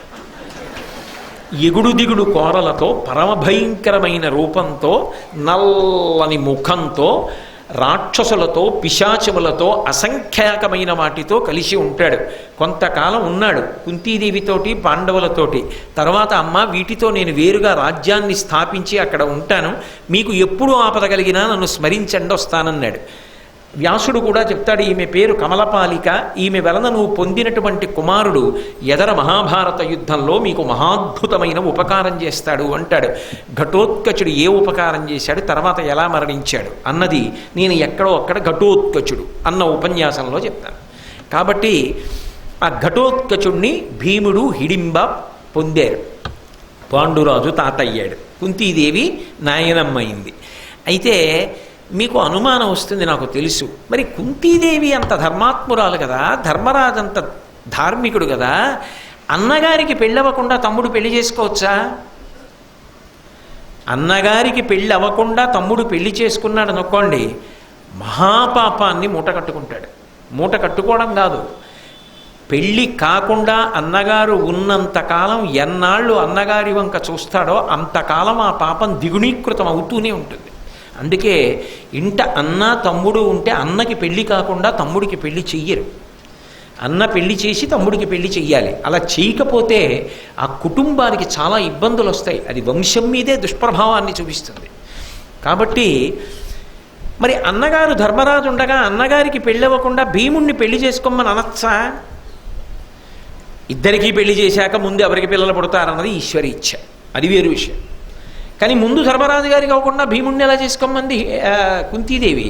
అంటే లోకంలో అన్నిటికన్నా పెద్ద ధర్మం ఏమిటి అంటే ప్రాణి రక్షణ. హిడింబ త్రికరణ శుద్ధిగా చెప్తోంది, ఈయనని భర్తగా చేసుకుని భీముని అనురాగమును పొంది ఈయనతో కలిసి నేను జీవించకపోతే నేను మరణిస్తాను, నేను ఉండలేను, ఆయన యందు నేనటువంటి అనురాగం పొందారని. ఇప్పుడు మా పెద్దబ్బాయి సంగతి అయ్యాకని ఈయన సంగతి చూస్తానంది అనుకోండి, ఎప్పటికి వీళ్ళు స్థిరపడతారు, ఎప్పటికి పెద్దబ్బాయి పెళ్లి చేస్తుంది, ఎప్పటికి ఈవిడ్ని పిలుస్తుంది, ఈలోగా ఆవిడ చచ్చిపోతుంది. ప్రాణిరక్షణ మహాధర్మం కాబట్టి యుధిష్ఠిర వివాహం కాకుండానే భీముడికి వివాహం చేసింది కుంతీదేవి, అందుకే దోషం రావాలి. కాబట్టి ఆ విధంగా అభ్యున్నతిని పొందారు. శాలిహోత్రుని ఆశ్రమానికి వెళ్ళారు. ఆశ్రమానికి వెళ్ళిన తరువాత సరోవరంలో స్నానం చేశారు, చెట్టు కింద కూర్చున్నారు. వేదవ్యాస భగవానుడు వచ్చాడు. వ్యాసుడు వచ్చి ఏం చెప్పాడో చెప్పిన తర్వాత వాళ్ళు ఏకచక్రపురానికి ఎందుకు వెళ్ళారో మీ అందరికీ తెలుసు. నేను వ్యాసుడి గురించి మాట్లాడినప్పుడు మీకు చెప్పి ఉన్నాను. అక్కడి నుంచి బయలుదేరి ఏకచక్రపురానికి వెళ్ళి బ్రాహ్మణ బ్రహ్మచారులలా బ్రతకండి అన్నాడు. ఎందుకంటే క్షత్రియుడికి యజ్ఞోపవీతం ఉంటుంది, బ్రాహ్మణుడికి యజ్ఞోపవీతం ఉంటుంది. బ్రాహ్మణ కుమారుల్లా బ్రతకండి అన్నాడు. అంటే వాళ్ళు వేదవ్యాసుడు వచ్చి చెప్పే పర్యంతము శాలిహోత్రుని ఆశ్రమంలో ఉన్నారు. కానీ మేం కష్టాల్లో ఉన్నాం అని చెప్పి కాలాన్ని దుర్వినియోగం చెయ్యలేదు. శాలిహోత్రుని ఆశ్రమంలో ఉండి వాళ్ళు వేదం చదువుకున్నారు, ధర్మశాస్త్రం చదువుకున్నారు, నీతిశాస్త్రం చదువుకున్నారు. పాండవులను పరిశీలనం చేస్తే విద్యయందు వాళ్ళకి ఉన్నటువంటి అనురక్తి, ప్రతికూల పరిస్థితులలో కూడా వాళ్ళు విద్యాభ్యాసం ఎలా చేస్తారో, కాలము దుర్వినియోగం కాకుండా మనసుని ఎలా కేంద్రీకరిస్తారో మనం గమనించవచ్చు. చదువు మీద అనురక్తి ఉందనుకోండి, అసలు విద్యాతురాణం న సుఖం న నిద్ర, విద్య కావాలి అనుకున్న వాడికి సుఖంతో నిద్రతోటి సంబంధం ఉండదు. నేను ఎక్కడ చదువుకుంటున్నానన్న దానితో సంబంధం ఉండదు, అలా చదువుకుంటూనే ఉంటారంతే. ఎక్కడో అక్కడ చదువుకుంటాడు, ఎంతమంది మధ్యలోనైనా చదువుకుంటాడు. అసలు దాని మీద అనురక్తి లేదనుకోండి, మీరు ఎన్ని తీసుకొచ్చి ఎంత వాతావరణం కల్పించండి, వాడికి మాత్రం చదివిన పుస్తకం తాను కాలేడు. అందుకే మీరు పాండవుల క్రమశిక్షణ గమనిస్తే ఎంత కష్టంలో ఉన్నా సరే వాళ్ళు విద్యాభ్యాసమునందు మాత్రం అటువంటి అనురక్తితో ఉంటారు. కాబట్టి వేదశాస్త్రం, ధర్మశాస్త్రం, నీతిశాస్త్రం శాలిహోత్రుని ఆశ్రమంలో అధ్యయనం చేశారు. తదనంతర కాలమునందు వాళ్ళు విదర్భ, మత్స్య, త్రిగర్త, కీచక దేశాలు దాటి ఏకచక్రపురాన్ని చేరుకుని ఒక బ్రాహ్మణ అగ్రహారంలో ప్రవేశించి ఒక బ్రాహ్మణుని ఇంట్లో నివాసం చేస్తున్నారు. ఈ 5 బ్రహ్మచారులయ బ్రాహ్మణులు వేదాధ్యయనం చేశారు. నేను వాళ్ళ తల్లిని, ఆ బ్రాహ్మణుడు ఆశ్రయం ఇచ్చాడు. 5 అన్నదమ్ములు ప్రతిరోజు బ్రాహ్మణ అగ్రహారంలో ఇళ్ల ముందుకు వెళ్ళి భవతి భిక్షాందేహి అని నిలబడేవారు. ఆ ఇంటి యజమానులు భిక్ష వేసేవారు. ఆ అన్నం పట్టుకుని తల్లి దగ్గరికి వచ్చేవారు. ఆ తెచ్చిన పదార్థాలన్నీ అక్కడ పెడితే అమ్మ ఏం చేసేదంటే పదార్థాన్ని 2గా విభాగం చేసేది. సగం భీముడికి పెట్టేది, మిగిలిన సగం 4 పాండవులు తాను తినేది. ఒక్క సగం తిన్నా నిజానికి భీముడికి ఆకలి తీరేది కాదు. అలా కాలం గడుపుకుంటున్నారు. ఇక్కడ మీరు ఒక్క విషయాన్ని బాగా గమనించాలి. కష్టాలలోకెల్లా పెద్ద కష్టం ఏమిటంటే భిక్షాటన చేసి బ్రతకడం. అంత కష్టం ఎవరికి వచ్చింది? పాండురాజ కుమారులకు వచ్చింది. ఎవరు పాండురాజు? తెల్లవారి లేస్తే కొన్ని వేల మందికి భూరిదానములు చేసినవాడు, అఖండ భరతావనిని పరిపాలన చేసినవాడు. తెల్లవారి నిద్ర లేచి ఆయన స్నానం చేసి వచ్చి కూర్చుంటే ఎందరో సామంతరాజులు ఆయనకి నమస్కారం చేయడానికి బారులు తీరేవారు. తన అన్నకి బంధువులకి ఎనలేని సంపదలనిచ్చినవాడు, నిరతాన్నదాత. అటువంటి పాండురాజు కొడుకులు అన్నం తినడానికి భిక్షాటన చేస్తున్నారు. భిక్షాటన చేసి తెచ్చిన అన్నాన్ని ఏడుస్తూ కూర్చోకుండా కుంతి విభాగం చేసి పిల్లల్ని పోషించుకుంటారు. ఎంత కష్టం వచ్చినా తట్టుకు నిలబడగలిగిన వాడు పైకొస్తాడేమో కానీ ఈ కష్టం తట్టుకోలేను చచ్చిపోతానన్నవాడు ప్రజ్ఞుడు కానే కాడు. భిక్షాటన చేసైనా బ్రతికి కష్టంతో పోరాడు తప్ప ప్రాణం వదిలేస్తానన్నమాట మాత్రం అనకు. భారతం యొక్క సందేశం. నువ్వే అలా అంటే ఇంకా నీ వెనక ఉన్న వాళ్ళు ఏమైపోతారు? నువ్వు ఎలా మార్గదర్శకుడు అవుతావు? భిక్షాటన చేశారు మహానుభావులు. అయితే మహాతల్లి యొక్క ధర్మానురక్తి అటువంటిది కుంతీదేవిది. ఒకానొక నాడు ఏ ఇంటిలో వీళ్ళు ఆతిథ్యం పొందుతున్నారో ఆ ఇంట్లో అకస్మాత్తుగా ఆ ఇంటి యజమాని అయినటువంటి బ్రాహ్మణుడు పెద్దగా రోదనం చేస్తున్నాడు, ఏడుస్తున్నాడు. ఆమె వింది. భీముడు ఇంట్లో ఉన్నాడు. ఆమె భీముడితో అంది, మనం అందరం ఇన్ని కష్టాలు పడుతున్నాం. నిజానికి మనది పైకి కష్టం. ఎందుచేత పైకి కష్టం మంది అంటే లలిత జటాజిన కుశవల్క ధరులై వేదమొప్పగా చదువుచు ఇమ్ముల బ్రహ్మచార వృత్తిని వెలయంగా అందుండి ఒక్క విప్రగృహమునన్. ఇక్కడ మీరు జటా వల్కములను ధరించి అంటే లేడి చర్మం కట్టుకొని జుత్తు జటలు కట్టుకొని బ్రాహ్మణ బ్రహ్మచారులలా భిక్షాటన చేసి బ్రతుకుతున్నారు. మనది కష్టమే. కానీ ఇంత కష్టంలో ఉన్నా మనకు ఆశ్రయం ఇచ్చినవాడు ఈ బ్రాహ్మణుడు. ఈయన ఎందుకో ఏడుస్తున్నాడు ఇవాళ. ఈయన ఎందుకు ఏడుస్తుండాలి? ఇందు సుఖము ఉండితిమి ఒరులెరుగకుండా ఎలుకో ఇప్పుడు ఈ విప్రు నింట ఆర్తరవము వీతించే దీనిని ఆరసి ఎరుంగవలయు తత్ప్రతీకారంబు వలయు చేయ. ఇంత కష్టంలో ఉన్నా మనం ఈ పాటి సుఖంగా ఉన్నామంటే ఎవరు కారణం? ఈ బ్రాహ్మణుడేనా? ఈయన ఇంట్లో మనకు ఆశ్చర్యం ఇవ్వబట్టేనా అంత అన్నం తిని పడుకుంటున్నాం? అటువంటిది ఆయన పాపం ఏడుస్తున్నాడే ఎందుకో ఇంత గట్టిగా. ఏడుస్తున్నప్పుడు ఆయన కష్టం ఏమిటో తెలుసుకొని ఆయన కష్టాన్ని తీర్చే ప్రయత్నం మనం చెయ్యాలా వద్దా? కాబట్టి వెళ్ళి నేను అడిగొస్తాను, ఎందుకు ఏడుస్తున్నాడో పెడతానండి. ఇది కుంతీదేవి గొప్పతనం. ఎందుకు ఏడిస్తే మనకెందుకు కానీ ఇప్పుడు వెళ్ళి అడిగితే లేనిపోని గొడవ. ఇప్పుడు ఏదో మాట ఇచ్చేసి అక్కడి నుంచి తగుదునమ్మా అని బయలుదేరితే మనకే ఠికాణా లేదు. మనమే భిక్షాటన చేసి బతుకుతున్నాం. ఇప్పుడు మన సంగతి ఎక్కడైనా బయటపడిందంటే ఏ రాక్షసుండో ఎవడి జోలుకో మనం వెళ్ళి ఆయన్ని ఎవరో కొట్టారని మనం వాణ్ణి కొట్టేవాడు భీముడు తప్ప ఇంకోటి లేడు. దుర్యోధనుడికి తెలిసి వాడు వచ్చి మన మీద పడి ఎందుకు వచ్చింది? ఏదో ప్రశాంతంగా బ్రతుకుతున్నాం, మనకు ఆశ్రయం ఇచ్చాడు, పాపం కష్టం వచ్చింది, ఆయన కష్టం ఏదో ఆయన పడతాడు, మనకు ఎందుకని చెప్పి తడికిచాటి నుంచి విని ఏమీ వెనగనట్టుగా ఊరుకునేటటువంటి బేల మనస్తత్వం కుంతిని కాదు. అది ఆవిడ వ్యక్తిత్వానికి ఉన్న గొప్పతనం. ఇప్పుడు ఈ ఒక్క పద్యం చేత ఎంత పైకెక్కుతోంది కుంతి. ఇన్ని సుగుణములు కలిగినటువంటిది అని చెప్పక చెప్తున్నారు అన్నయ్య గారు. కాబట్టి ఆ బ్రాహ్మణుని యొక్క కష్టం ఏమిటో తెలుసుకుంటానని వెళ్ళి నిలబడి వింటోంది. అది చాటు నుంచి కాదు, ఆ ఇంట్లోకి వెళ్ళి నిలబడింది. కానీ దుఃఖార్తితో ఉన్నాడు కదా బ్రాహ్మణుడు. ఆ కారణం చేత ఆయన కుంతీదేవి వచ్చి అక్కడ నిలబడి వింటోందన్న విషయాన్ని గమనించి కూడా ఆగలేదు. ఆగకుండా బాధతో చెప్పేస్తున్నాడు, అయ్యో నేను ఇంటి యజమానిని భార్యని బిడ్డల్ని రక్షించుకోలేకపోతున్నాను. కట్టుకున్న ఇల్లాల్ని నువ్వు వెళ్ళి రాక్షసుడికి ఆహారం అయిపో అని ఎలా చెప్పగలను? కడుపున పుట్టిన కూతురు ఎవరికో కన్యాదానం చేస్తే ఆమె అక్కడికి వెళ్ళి వాళ్ళ వంశాన్ని ఉద్ధరించాలి. అటువంటి పిల్లని రాక్షసుడికి ఆహారం అవమని ఎలా చెప్పగలను? వంశమును నిలబెట్టవలసినటువంటి కుమారుడు వాణ్ణి ఆహారం అవమని ఎలా చెప్పగలను? అందుకని నేనే వెళ్ళిపోతాను అంటూ ఒక మాట అన్నాడు. అసలు భార్యతోటి బిడ్డలతోటి ఒక వ్యక్తి ప్రశాంతంగా ఒక ఊరిలో జీవించడానికి ముందు ఒక విషయాన్ని తెలుసుకోవాలి. అసలు ఆ రాజ్యాన్ని ఏలే ప్రభువుకి ధర్మమునందు అనురక్తి బలము ఈ రెండు ఉన్నాయా చూసుకోవాలి. అది చూసుకోకుండా ఇక్కడ ఉండడం నా తప్పన్నాడు.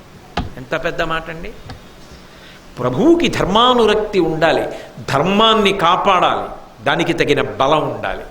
ధర్మరక్షణ విషయంలో అని నిర్లక్ష్య భావన ఉన్న రాజు పరిపాలించిన చోట ప్రజలకు ప్రశాంతత ఉండదు. కాబట్టి ప్రభువు పట్టించుకోడు. ఇటువంటి చోట ప్రమాదం రాకుండా ఎలా ఉంటుంది? ఇటువంటి చోట ఉండడం నా తప్పు. వంతొస్తుందిలే అనుకున్నాను, వచ్చేసింది. కాబట్టి నేను వెళ్ళిపోతాను రాక్షసుడికి ఆహారంగా. అంటే ఆవిడంది భార్య, ఇంటి యజమాని మీరు వెళ్ళడం ఏమిటి? నన్ను మీరు ఎందుకు భార్యగా స్వీకరించారు? వంశం నిలబడాలని. వంశం నిలబడడానికి కావలసినట్టుగా కొడుకుని కూతుర్ని కని ఇచ్చేసానుగా, ఇక నేను ఉండి ప్రయోజనం ఏమిటి? కాబట్టి నేను ఆయనకి ఆహారంగా వెళ్ళిపోతాను. మీరు వెళ్ళిపోతే ఈ బిడ్డలను ఎవరు పెంచి పెద్ద చేస్తారు? నేను వెళ్ళిపోతానండి. కూతురండి, ఎప్పటికైనా మీరు నన్ను పంపించవలసిందేగా అత్తవారింటికి. రాక్షసుడి దగ్గరికి పంపించాననుకోండి, ఆయనకి ఆహారం అయిపోతాను. పిల్ల అత్తవారింటికి వెళ్ళిపోయిందని మనసు సరిపెట్టేసుకోండి. ఎవరి ధర్మం వాళ్ళదా ఇంట్లో. కొడుకు చాలా చిన్నవాడు. వాడు కర్ర పట్టుకొచ్చి అన్నాడు, ఎందుకు నాన్న అమ్మ ఏడుస్తారు, వాడెవరో నాకు చెప్పండి, నేను వెళ్ళి కర్ర పట్టి కొట్టి చంపేస్తానన్నాడు వచ్చిరాని మాటలతో. అంత కష్టంలో కూడా తండ్రి ఆ వచ్చిరాని మాటలు విని సంతోషించాడు. అప్పుడు కుంతీదేవి వచ్చి ఆవిడ ఆ బ్రాహ్మణుడితో ఒక మాట అంది. ఆవిడికి స్పష్టంగా అర్థం కాల, ఏమిటి మాట్లాడుకుంటున్నారు వీళ్ళు, ఎందుకు ఏడుస్తున్నారు, నువ్వు పెడతావా నువ్వు పెడతావా నువ్వు పెడతావా నువ్వు పెడతావా అని వంతులేసుకుని అని ఆవిడంది. ఇందు సుఖముండితిమి ఒరులెరుగకుండా అని ఆ బ్రాహ్మణునితో అంది. ఏమండి మీరు ఇంత బాధపడుతున్నారు కదా, అసలు దేనికి బాధపడుతున్నారు? ఇది ఏమి తెరగు, దీనికి మొదలెయ్యది నాకు తెల్లమొగ చెప్పుడు తీర్చెదనని విగతాసుల తన మృదు వచన ప్రశ్నమును అమృతమున నిత్తెన్. ఒకళ్ళు కష్టంలో ఉన్నారనుకోండి, అప్పుడు వెళ్ళి మాట్లాడే మాట వాళ్ళకి విసుగొచ్చేసేలా ఉండకూడదు. శోకమనేటటువంటి సముద్రంలో మునిగిపోయిన వాళ్ళని అమృతంలోకి పైకెత్తినట్టుగా కుంతీదేవి మాట్లాడింది. దేనికి ఏడుస్తున్నారు నాకు విశదంగా వివరంగా చెప్పండి. ఒక్కటి మాత్రం నమ్మండి, కేవలం కనుక్కోవడానికి రాలేదు, మీ కష్టంలోంచి మిమ్మల్ని గట్టెక్కించే పూచి నాది. ఆ మాట అనగానే ఎంత ఓదార్పండి అవతలవాడికి. కాబట్టి తప్పకుండా చెప్తానమ్మా అని చెప్పి ఆయన ఒక పెద్ద కథ చెప్పాడు. ఇక్కడ బకాసురుడు ఒక రాక్షసుడు ఉన్నాడు. వాడు ఈ ఊరి చివర అరణ్యంలో ఉంటాడు. వాడు ఈ ఊరి మీదకి ఎవరూ రాకుండా కాపాడుతుంటాడు. కానీ ఈ ఊరిలో నియమం ఏమిటంటే, ప్రతిరోజు ఒక ఇంటి నుంచి 2 దున్నపోతులు కట్టిన బండి మీద సమస్త పదార్థములతో కూడుకున్నటువంటి అన్నము మాంసము ఆ ఇంట్లో ఉన్నటువంటి కుటుంబ సభ్యులలో ఒక వ్యక్తి మధ్యాహ్న భోజన సమయానికి ఆ ఏరు దాటి అవతల వైపుకి వెళ్ళాలి. వాడు మధ్యాహ్న సమయానికి ఆ బండిలో ఉన్నటువంటి అన్నం తింటాడు. 2 దున్నపోతుల్ని చంపి తింటాడు. వచ్చిన మనిషిని తింటాడు, ఊరుకుంటాడు. అలా పంపకపోతే ఊరి మీదకి వచ్చి పడి 100 మందిని చంపుతాడు. అందుకని ఊరు మాట ఇచ్చింది, నీకు ప్రతి ఇంటి నుంచి కూడా వంతులుగా ఒక్కొక్క మనిషిని పంపిస్తాం, 2 దున్నపోతుల్ని బండెడు భోజనాన్ని మాంసాన్ని అని. నేను చూసుకోలేదమ్మా, మా ఇంటి వంతు వచ్చేసింది, కాబట్టి ఎవరో ఒకళ్ళం వెళ్ళాలి, అందుకు బాధపడుతున్నామమ్మా, ఎలా పంపడం? ఆమె భీముడితో ఒక అద్భుతమైనటువంటి మాట అంది. ఆ తల్లి అంది, కృతమెరుగుట పుణ్యము సన్మతి దానికి సమము చేత మధ్యము, మరి తత్కృతమునకు అగ్గలముగా సత్కృతి చేయుట ఉత్తమంబు. కృతబుద్ధులకు ఎవరైనా ఒక ఉపకారం చేశారనుకోండి, నువ్వు ప్రత్యుపకారం చేశావా చేయలేదా వదిలిపెట్టి, ఆయన ఉపకారం చేశాడండి అని మనసులో నమ్మి జ్ఞాపకం ఉంచుకుని ఎప్పుడైనా ఎవరితోనైనా మాట్లాడుతున్నప్పుడు, మహానుభావుడు ఆయన నాకు చాలా ఉపకారం చేశారండి ఒకప్పుడు అని ఉపకారాన్ని స్మరిస్తే చాలు పుణ్యం. అదొక సంస్కారవంతమైన బుద్ధి. అంతేకాని ఇవాళ ఉపకారం చేయించుకుని రేపు మర్చిపోయి బ్రతకడం ఉందే దారుణం. ఉపకారము చేసిన వాడిని జ్ఞాపకం పెట్టుకొని ఒక్కసారి ఆ ఉపకారాన్ని గుర్తు చేసుకోవడం ఉందే అది పుణ్యప్రదం. 2 సన్మతి దానికి సమము చేత మధ్యం, మనకి ఉపకారం చేసిన వాడికి తత్తుల్యంగా సమానంగా మళ్ళీ ఉపకారం చెయ్యడం మధ్యం. కానీ మరి తత్కృతమునకు అగ్గలముగ సత్కృతి చేయుట ఉత్తమంబు. చిన్న ఉపకారం పొందిన ఆయన ఒకప్పుడు మనకి ఉపకారం చేశాడని పెద్ద ఉపకారం చెయ్యడం చాలా చాలా గొప్ప విషయం. కాబట్టి కృతబుద్ధులకు అది బుద్ధి కలిగిన వాళ్ళ లక్షణమయ్యా భీమ. బ్రాహ్మణుడంత బాధపడుతున్నాడు కదా, ఆయన ఈ బాధలోంచి బయటికి వచ్చే మార్గం చెప్తాను అని ఆయన వంక తిరిగి ఆవిడ ఒక మాట అంది. ఆ బ్రాహ్మణుడితో అంది, నాయన ఎందుకు బెంగ పెట్టుకుంటావు? నీకు ఓ కూతురుంది, ఓ కొడుకున్నాడు. కూతుర్ని పంపిస్తే కన్యాదానం చేయలేవు, కొడుకుని పంపిస్తే వంశం నిలబడదు. నాకు 5 కొడుకులు ఉన్నారు, అందుకని ఒక కొడుకుని పంపించేస్తాను. నీకు బదులుగా నేను పంపిస్తాను నా కొడుకుని. నా కొడుకు వెడతాడు, నీకు బెంగ లేదుగా, నీకు సంతోషమేనా అంది. ఆయన ఏమనాలి? అబ్బా, మా ఇంట్లో దేవతలా వచ్చావమ్మా, నిజంగా నీకు నేను ఆతిథ్యం ఇచ్చాననుకున్నాను కానీ తల్లి, మిమ్మల్ని ఉంచుకోవడం ఎంత మంచి పని అయిందమ్మా, మీ మేలు జన్మలో మర్చిపోలేనమ్మా. ఎవరిని పంపిస్తామమ్మా, మళ్ళీ కొడుకులు వచ్చావనా అంటే మాట మార్చేవి కదమ్మా, ఇవాళే వెళ్ళిపోవాలమ్మా మధ్యాహ్నానికి అని తినేయాలి. ఆయన వెంటనే 2 చెవులు మూసుకుని హరిహరి అని అన్నాడు. ఇంటిలో ఆతిథ్యం తీసుకోమని నిన్ను నీ కొడుకుల్ని ఉంచానా? అతిథిగా వచ్చినటువంటి వాళ్ళు పైగా బ్రాహ్మణ కుటుంబమా? నీ పిల్లల్లో ఒక పిల్లాన్ని పంపించి వాడు చచ్చిపోతే నా కుటుంబం బ్రతుకుతుందా? వద్దమ్మా, అటువంటి పని చేయకూడదమ్మా, నాకొద్దు. మా కుటుంబంలోనే ఒకళ్ళం పెడతామమ్మా. ఏమి ధార్మికమైన జీవితం అండి ఈ దేశంలో! నిజంగా ఇటువంటి దేశం ప్రపంచంలో ఎక్కడుంది? ఇటువంటి సంస్కృతి ఏ దేశానికి ఉంది? ఇటువంటి భారత రామాయణ భాగవతాలు ఏ దేశానికి ఉన్నాయి? ఇటువంటి దేశంలో పుట్టినందుకు గర్వపడాలి. ఒక జన్మ కాదు, ఎన్ని జన్మలెత్తినా ఈ దేశంలో ఈశ్వరుడు పుట్టిస్తే, సనాతన ధర్మంలో పుట్టిస్తే చాలు. ఈ రామాయణ భారతానికి భాగవతాలకి వారసత్వం పొందగలిగితే చాలు. కాబట్టి ఆయన అన్నాడు, వద్దమ్మా, నీ బిడ్డడు మా కుటుంబంలోంచే ఒకరు పెడతారు అంటే ఆ తల్లి అంది, అయ్యో ఎందుకయ్యా అలా బెంగ పెట్టుకుంటావు? నా కొడుకుని పంపించేది చనిపోవడానికి పంపిస్తున్నాను అనుకుంటున్నావా? అలా అనుకోకు. కలు అసురు నోర్వనోపెడు బలయుతుగా నిరిగి కొడుకు పనిచెదకాక ఇమ్ముల శతపుత్రుల కల ధన్యులకైనను అనిష్టుడకు తనూజుడు కలడే. 5 కాదయా, 100 మంది కొడుకులున్నా ఏ తల్లైనా ఒక కొడుకును వదిలేయడానికి సిద్ధపడుతుందా? 100 మంది కొడుకులున్నా తల్లికి 100 మంది కొడుకులు సమానమే. 5 కొడుకులున్నారని సంఖ్యాబలంతో ఒకడిని ఎందుకు పంపిస్తానయ్యా? అందుకు పంపించట్లేదు. నా కొడుకు మహాబలవంతుడని తెలుసుకో, వాడు వెళ్ళి ఆ రాక్షసుణ్ణి చంపి వచ్చేస్తాడు, మీ ఊరి పీడ వదిలిపోదు. అందుకు పంపుతున్న ధైర్యంతో. కాబట్టి నీ బెంగ విడిచిపెట్టు, మిగిలినవి సిద్ధం చేసుకోండి అంది. బంధువుల్ని సంప్రదించాడు, ఓ బండి తీసుకొచ్చాడు, 2 దున్నపోతులు కట్టాడు, అన్నం పోస్తున్నాడు.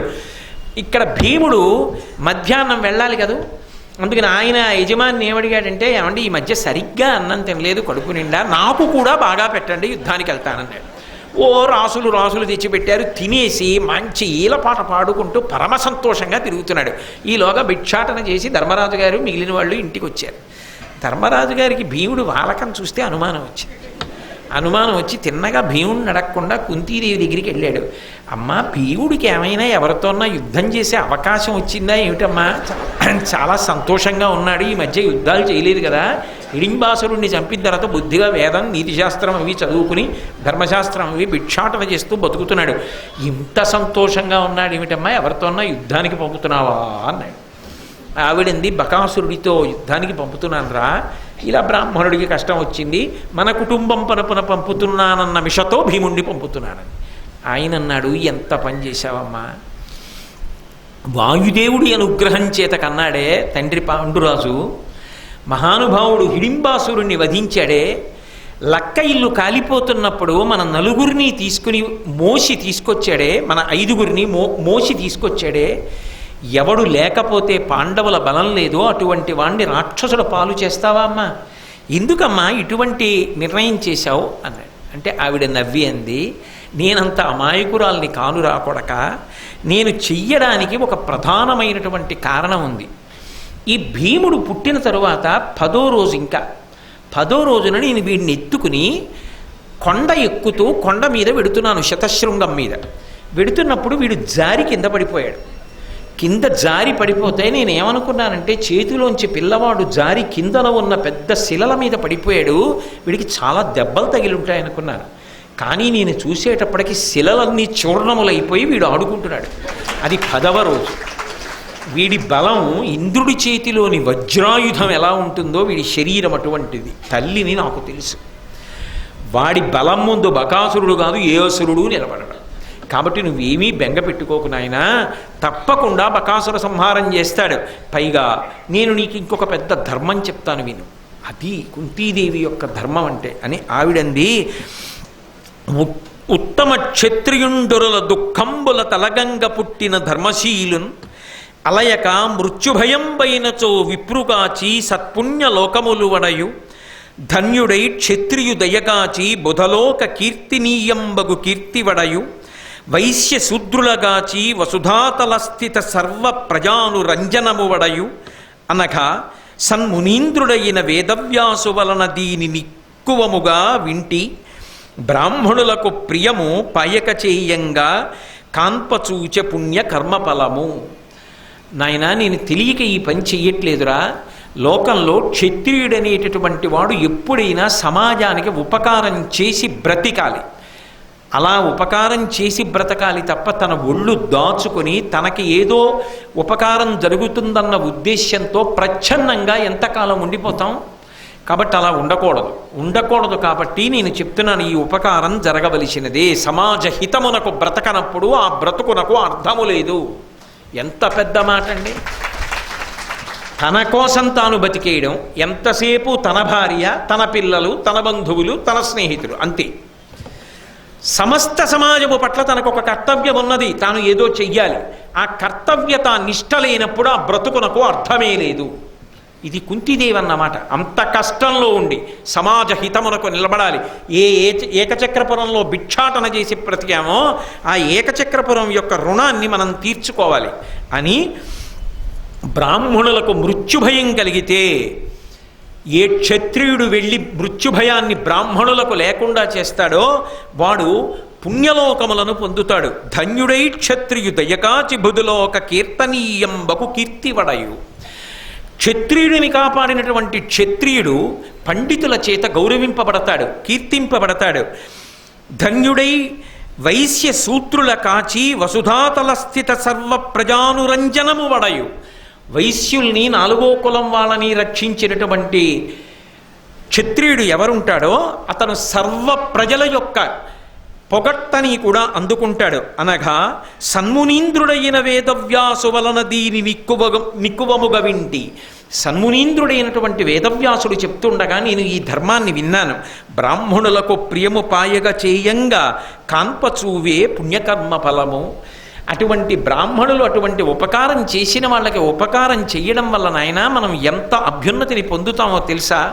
పైగా జననుత బ్రాహ్మణ కార్యము చనచేసిన బ్రాహ్మణ ప్రసాదంబున నీకును నీ తమ్ములకును అగు అనవరత శ్రీ సుఖాయురైశ్వర్యంబుల్. నీ తమ్ముడైనటువంటి భీముడు మీరు కలిసి బ్రాహ్మణులకు ఇటువంటి ఉపకారాన్ని చేయగలిగినట్లయితే మీరు సుఖాన్ని, ఆయువుని, ఐశ్వర్యాన్ని పొందుతారు. ఎంతో ఆర్తితో ఉన్నాడు, కష్టంలో ఉన్నాడు, మనకి ఆశ్రయం ఇచ్చినవాడు. ప్రత్యుపకారం చేయవద్దు, కాబట్టి నువ్వు బెంగ పెట్టుకోకు, మన ధర్మం మన్ని కాపాడుతుందిరా అంది. ధర్మరాజు సంతోషించి అమ్మా తప్పకుండా తమ్ముడిని అలా రాక్షస సంహారానికి పంపించన్నాడు. సరే వెళ్ళాడు, బకాసుర సంహారం చేశాడు, తిరిగి వచ్చేశాడు. ఆ శవాన్ని ఈడ్చుకొచ్చి ఆ ఊరి రాజద్వారం దగ్గర పడేశాడు. ఆ ఏకచక్రపురవాసులు అందరూ వెళ్ళారు, ఎంతో సంతోషించారు. ఈ కుటుంబం మనకింత ఉపకారం చేసిందన్నారు. అయినా సరే ఇప్పుడు మనం బాగా ఊంచుకున్నాం, ఈ ఊళ్ళో 10 మంది మనకు బాగా తెలిశారు, అందరూ మనని పొగుడుతున్నారు, కాబట్టి ఇక్కడ ఉన్నా మనకి ఇబ్బంది లేదు, ఇక భిక్షాటంగా మనం వెళ్ళక్కర్లేదు, వాళ్లే పట్టుకొచ్చి మనకి పెడుతుంటారు అని ఆయన అనలేదు. ఆవిడ అనలేదు కుంతీదేవి. ఆవిడన్న మాట బాగా జ్ఞాపకం పెట్టుకోవాలి. ఆవిడంది, కడుపెద్ద కాలముండితి మొడబడి ఇందెంతకాలమున్నను మనకయ్యడు లాభమేమి, మరి ఎప్పుడు నుచిత యొరుల ఇండ్ల పొత్తుననుండన్. జరిగిపోతోంది కదా అని బ్రాహ్మణ కుటుంబంతో కలిసి ఉండి ఇలా పెట్టినది తింటూ ఎంతకాలం బతుకుతాం? మన ప్రయత్నం మనం చేసి మళ్ళీ రాజ్యాన్ని సంపాదించి క్షత్రియులైనందుకు రాజ్య పరిపాలన చెయ్యాలి కదా. కాబట్టి జరిగిపోతోందని కూర్చోవడం కాదు, ఎదర వృద్ధిలోకి రావడానికి ధైర్యం చేసి బయలుదేరండి. మనం ఇక్కడి నుంచి బయలుదేరదాం. బయలుదేరి అదిగో మహానుభావుడైనటువంటి వాడు అక్కడ ఉన్నాడు.